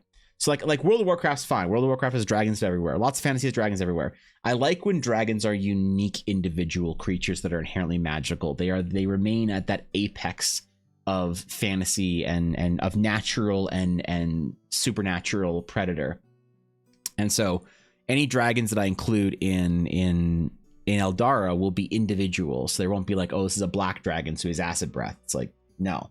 This is a black dragon that might shoot lasers, like star lasers from his mouth or whatever. And he just so happens to be black. It has nothing to do with the coloration of, like, you know, not all red dragons shoot fire, not all black dragons shoot acid, not all blue dragons shoot ice. No. Wait, what kind of breath do blue dragons have? Because white dragons have frost breath, right? Or whatever. I don't know. I never used blue dragons. I just never used blue dragons ever. So lightning, right? Thank you. Okay. Thank you, lightning breath. Yes. It shows. But yeah, dragons would all be very individual creatures. So, what's up, Kindred Spirit? What's going on, dude? So yeah, that's yeah, I don't know. That's kind of the way I feel about dragons. Is I want them to be individual creatures that are all, you know, important, like recognizable, threats in the world or whatever. I want dragons to feel kind of more like Smaug. Sorry, Smaug. Yeah, I forgot. If you say Smaug, you're only talking about, you have to say Smaug. This is the Twitch D&D category after all. People are very particular on their pronunciation of their Lord of the Rings dragons. So yes, Smaug had personality and a reputation. You didn't know, like, oh no, there's a dragon under the mountain. It's like, oh, Smaug is under the mountain. And you're like, oh, okay, I get it. You know, so for like the Drake, the Sky Knights, which ride these like Drake wyvern things, the wyvern, there's room for the giant flying reptile, I think, but the giant flying reptile is not intelligent more than a dog is. The giant flying reptile does not have a breath attack. The giant flying reptile does not have, you know, magical abilities or whatever. To me, the giant flying reptile has its own thing and its own charms, but it's more like a dog, right? You can befriend it, you can train it, you can tame it, whatever. For me, the dragon, the idea of riding and taming dragons takes away some of the interest to me in dragons, where dragons are supposed to be the arch nemesis, the intelligent whatever, you know, of the world. So that's kind of the way I've divided them or whatever. Playing Galaga, that's pretty good. That's good shit. Plan to do a slow burns dragons. There are dragons as the public knows them, but those aren't the true dragons, and the true dragons are more akin to demigods, while the common dragons are more like wild beasts, kind of like Lifebender Drake versus Alexstrasza. Okay, yeah. Yeah, it's like weird to like not separate them in my mind, right? It's like to call both things dragons is like, I don't know. Maybe it's fine, but I want to differentiate between them so people don't get to like distracted between what is Alexstrasza and what is the dragon you ride on with your dragon riding. Didn't say Smaug stoned out a village. Yep. You mispronounce Smaug and they'll come for you. Somebody will be in the VOD comments on YouTube correcting me 3 years from now, adjusting their glasses. Actually, it's pronounced Smaug the dragon. Smog is the thing that Smaug leaves whilst he's incinerating. I have 3 different types of dragons in my world. However, the thing they spew at you doesn't correlate with the color from the D&D books. Yeah, I mean, that's a very specific D&D term or concept, I think, from there. Like that color dragons. Like, I actually don't mind the idea of all dragons shooting fire. You know, like, you're gonna have any dragons shooting a breath attack. I think it's just go with fire. You know, the idea of like acid breath or lightning breath or frost breath or whatever, to me is kind of like, it's kind of weird, but I don't know. I guess if they're inherently magical, it's fine. So our piece of lore discovered in my world, like Tiamat's first brood. Ooh. Oh, sorry, Tiamat. My bad. I'm pronouncing my big dragons wrong. You can't say Smog, you have to say Smaug, and you can't say Tiamat, you have to say Tiamat. My bad. Horde of the Dragon Queen, after all. I only thought of how I want to handle dragons if my world. Yeah, it's something that I didn't really like talk about for a long time. I've only drawn one dragon besides the token. I haven't finished the piece yet. I was gonna finish it last year, but then I got tired. Where is it? There's this one. And dragons, I want to be colossal, like massive, huge, ridiculously large creatures. I want them to be like unfathomably huge. I want them to be like almost godlike in their presence. But very few in numbers, and for a reason. There's like a story I want to tell about ancient Teleria, about what kind of wiped out the dragons. There was what the world knows, like what those who remember dragons will tell you about the dragons, is that the dragons were involved in a conflict for the very soil of Teleria against some entity, and most of the dragons were wiped out, right? And some of the ancient dragons, there's only like 2 or 3 like truly ancient dragons still alive, and they're slumbering somewhere in the world. So they're doing their own thing. I don't know what dragons do when they slumber, but they're sure doing it. So I think I want to maintain colors of the dragons to not matter, maybe potentially markings to hint towards what type of breath they have. Are they inherently magical? Like one of the things that I always think is interesting is like the idea of dragons being able to like shapeshift, or dragons to be able to speak, or like different games, different movies, different fantasy treat dragons differently. Like your Warcraft dragons are very different from your Final Fantasy dragons. I kind of like the idea of the visages that dragons can take on, like a visage form where you can they can transform into like other people, or they can shapeshift more or less, so they can like wander. They're still that doesn't take away entirely from their like giant stature, in my opinion, you know, but it allows them to be interactable or relatable that way. You can high five them. What's up, Venus? When the Sky Knight would have to get the most of the order together to take on a dragon. Yeah, it'd be a battle. Blue or white dragon in my mind both have ice breath. I didn't know lightning breath was a thing. Yeah, I couldn't remember what the hell blue dragons. I just never use them. I don't know why. I don't have a good reason as to why I don't use blue dragons in anything, or why I never did, but I just never did, I guess. So something I probably have to think on. Yeah, it's I think dragons are an important, like for me at least, they're an important part of the fantasy, because I do think that the dragon is a worthwhile inclusion in the world. I think that the dragon is a reasonably important, useful fantasy concept. And it's like, well, of course it is. Why wouldn't it be? And my take on it is a lot of fantasy doesn't necessarily belong in its current iteration, right? It's my big issue with fantasy being like kind of boring and incestuous, is because elves look a certain way in Tolkien, so elves have to look a certain way in every other fantasy. Goblins act a certain way in you know, folklore, so goblins have to act a certain way in everything else. It's true with all these fantasy concepts, and so people will sometimes come into my stream and ask me like, "Oh, what do shapeshifters look like in your world? What do what's like a common player character thing that doesn't exist in Teleria? What do gnomes look like in your world?" And I'm like, I don't have gnomes. And it's like, what do you mean? You have a fantasy game? Of course you have to have gnomes. Every fantasy game has gnomes. You have to have gnomes. You can't have a fantasy world without gnomes. What are you talking about? And I'm just like not interested in that, because it's like, you don't have to, right? You can do what you want in your fantasy world. And do gnomes in their current iteration really solve any problems in an interesting way? And if I don't think so, I'm not going to include them. I'm still not sure on gnomes, by the way. I'm just using them as an example of recent discussion we've had. But dragons, I think, in their current form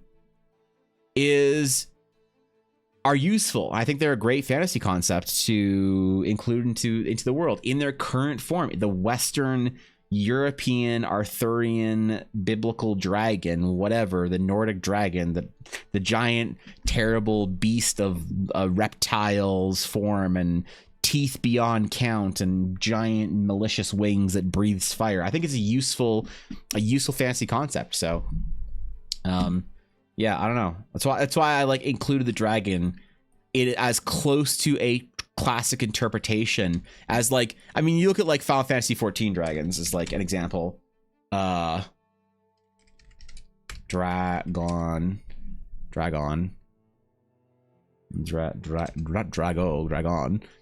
And they're like kind of weird, you know?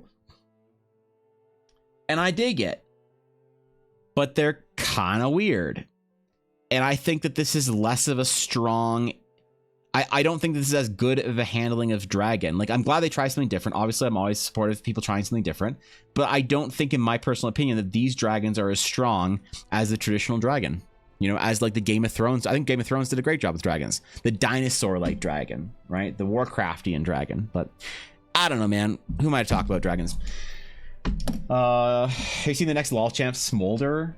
No. What's the next LoL champ like? Black Hole Breath.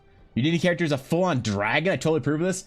No, unfortunately, no. I'm not that cool, Littlewood. I have a dragon, though. I have a pet dragon in my D&D game.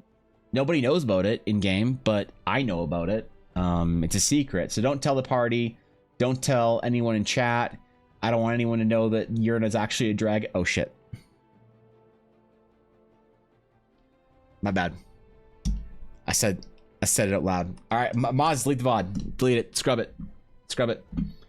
I know do a change of some things for mine. The main thing different right now are werewolves. Thank you for the follow, Kindred Spirit. I appreciate it. Welcome. The main thing different right now are werewolves, but that's because my world was originally going to be a book series I wanted to write themed around werewolves, so they've gotten more fleshed up. That makes sense, actually, yeah. Try to make them feel different while standing a bit faithful to what they're known for. Yeah, it's hard to like really when you're taking a fantasy concept, an idea, and figuring out what the core idea of like we've, as an example, I'll bring it up because we haven't talked about it in a long time. But like when you deconstruct a dragon, you figure out what is the important features of a dragon or any fantasy concept, right? It's hard to identify necessarily what the core important parts of the fantasy concept, visually even, are, and what can be like reimagined and discarded. You know, my whole like supposition that the Star Destroyer is the science fiction dragon. That Star Destroyers serve the similar and in some ways the same function that a dragon serves in fantasy. You know, there's other ways you can skin and create and address fantasy ideas. It doesn't have to be the same way that like I mean like John Howe and Alan Lee art. John Howe and Alan Lee were the illustrators behind much of what we love in Lord of the Rings. And so John Howe and Alan Lee basically single-handedly decided what elves look like. You know? They decided what a lot of things in Lord of the Rings looked like, and everyone just kind of went with it. So when you make elves, you make elves and structures and buildings that look like, you know, the Rivendell or Grey Havens elves that Alan Lee, or no, this is John Howe? I think this is John Howe. No. I don't remember. Whatever. Anyway. And so you make your fantasy based on it. And why? You ask fantasy creators, why do elves all look a certain way? Why do elvish architecture look a certain way? And it's like, oh, I don't know, because this is what elves look like. Well, who decided that? These guys did a while ago.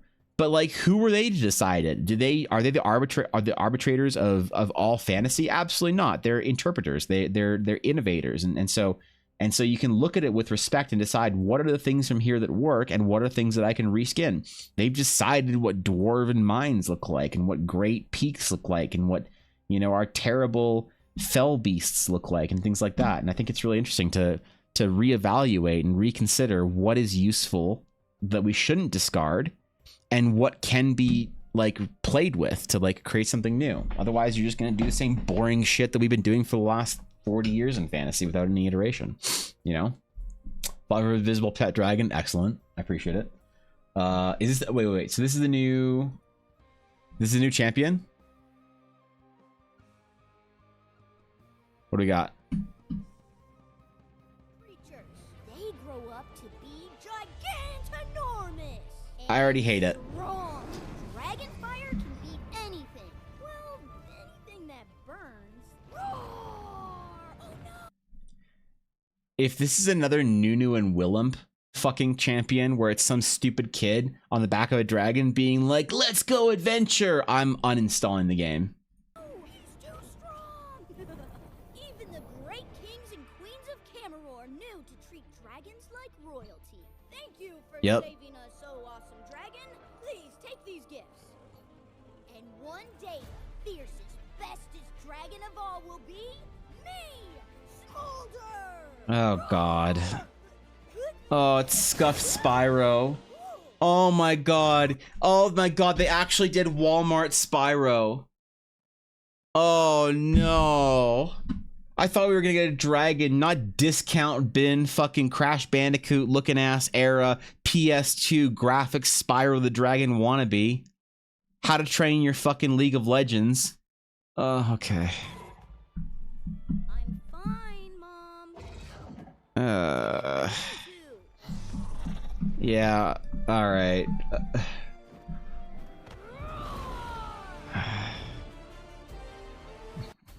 What are the comments? People are gonna love this. I can already tell. People are gonna be like, oh my god, slay little king. Yes, I'm so into this. He's so cute. Like, just watch.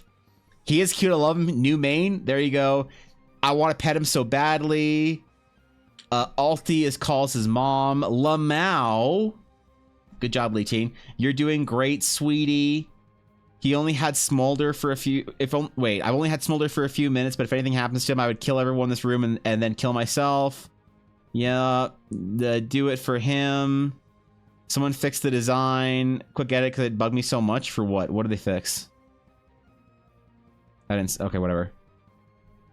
Oh, his mouth? Okay, is that what they fixed? Give... I was so excited to see a non-human champion until I saw his face. Can we please give animal faces that look so uncanny and bad? He's so fucking ugly, bro. Based. Holy shit, Smolder is a partnership with Disney. He's just a little guy. Of course C9 would say that. Of course C9. I bet if any League of Legends team would refer to themselves as little guys or a small bean, it'd be Cloud9.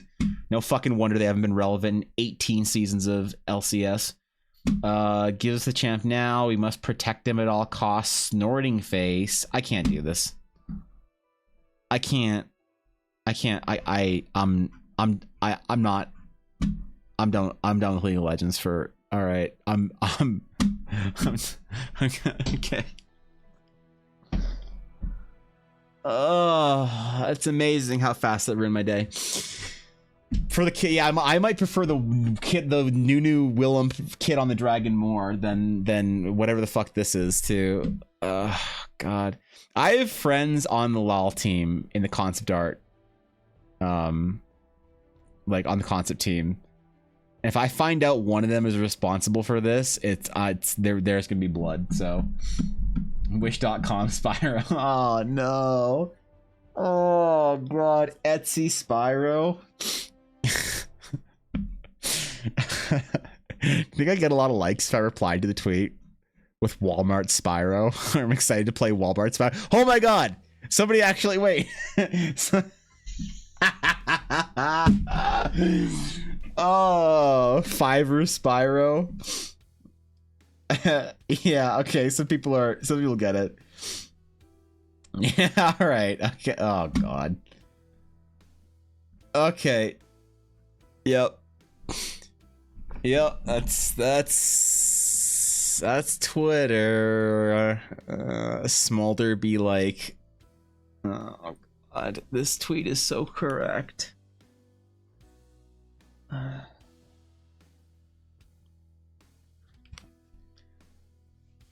Oh no. You gave him the Sonic. Oh god. That's not cool, man.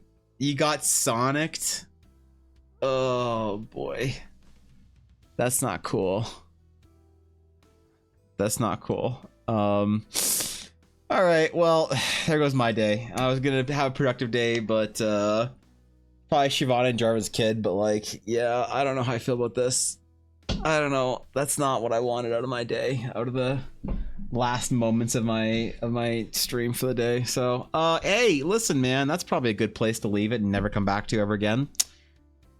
Oof. Yeah, not ugly Sonic. Yeah, they did it. They did him like that. They did him like that. Oh wait, I forgot to make my tweet today. I need to tweet something.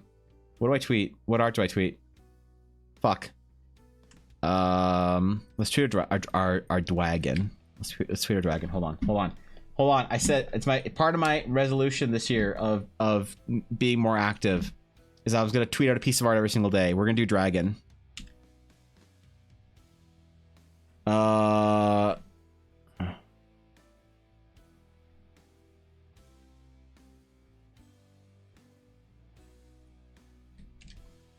Love the new lol champ smolder. So I decided to fix his art. Is this too bitchy?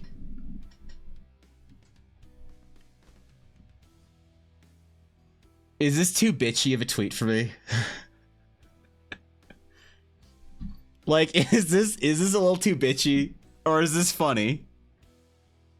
Cause it's a little bitchy. Yeah, you're right, Venus. But is it too bitchy? Interpretation trophy for Spyro concept art. Yeah, I don't. Man, 1% chance of losing your concept art friends. That's pretty good. Love the new lol chat. Is that how you spell it? Smolder? Is that? I'm guessing that's what it is, right? Right? Lol. Smolder. Oh, there's no U. Smolder. Smolder. All right, Smolder. He's a small bean. Okay, cool. Love the noodle champ Smolder, so I decided to fix his art. Yeah. Okay. All right.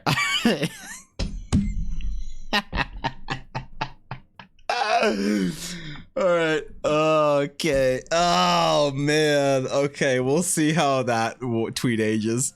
We'll see how that one goes. Oh boy. Whew.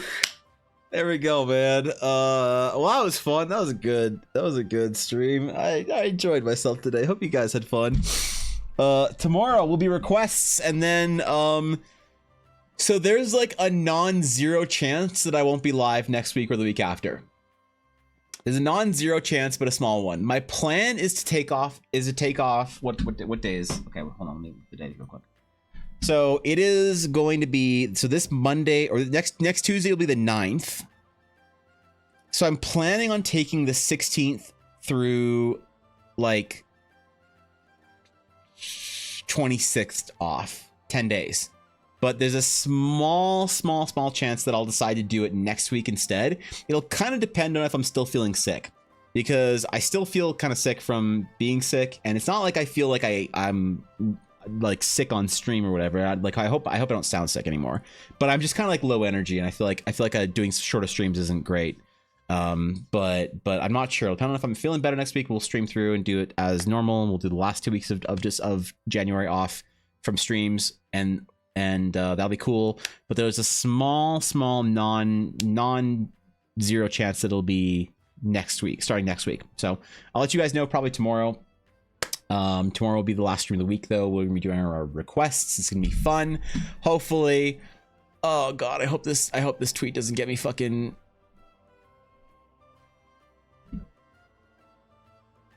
I kind of hope it doesn't get a lot of likes or a lot of visibility.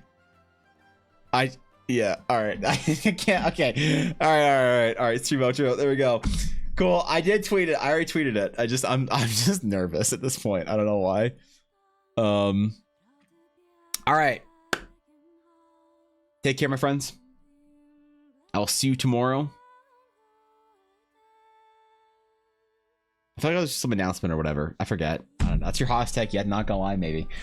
I don't know. We'll see if I'm canceled on Twitter tomorrow. So I guess we'll see how it goes. But I'll see you tomorrow morning. Until next time, my friends. Farewell.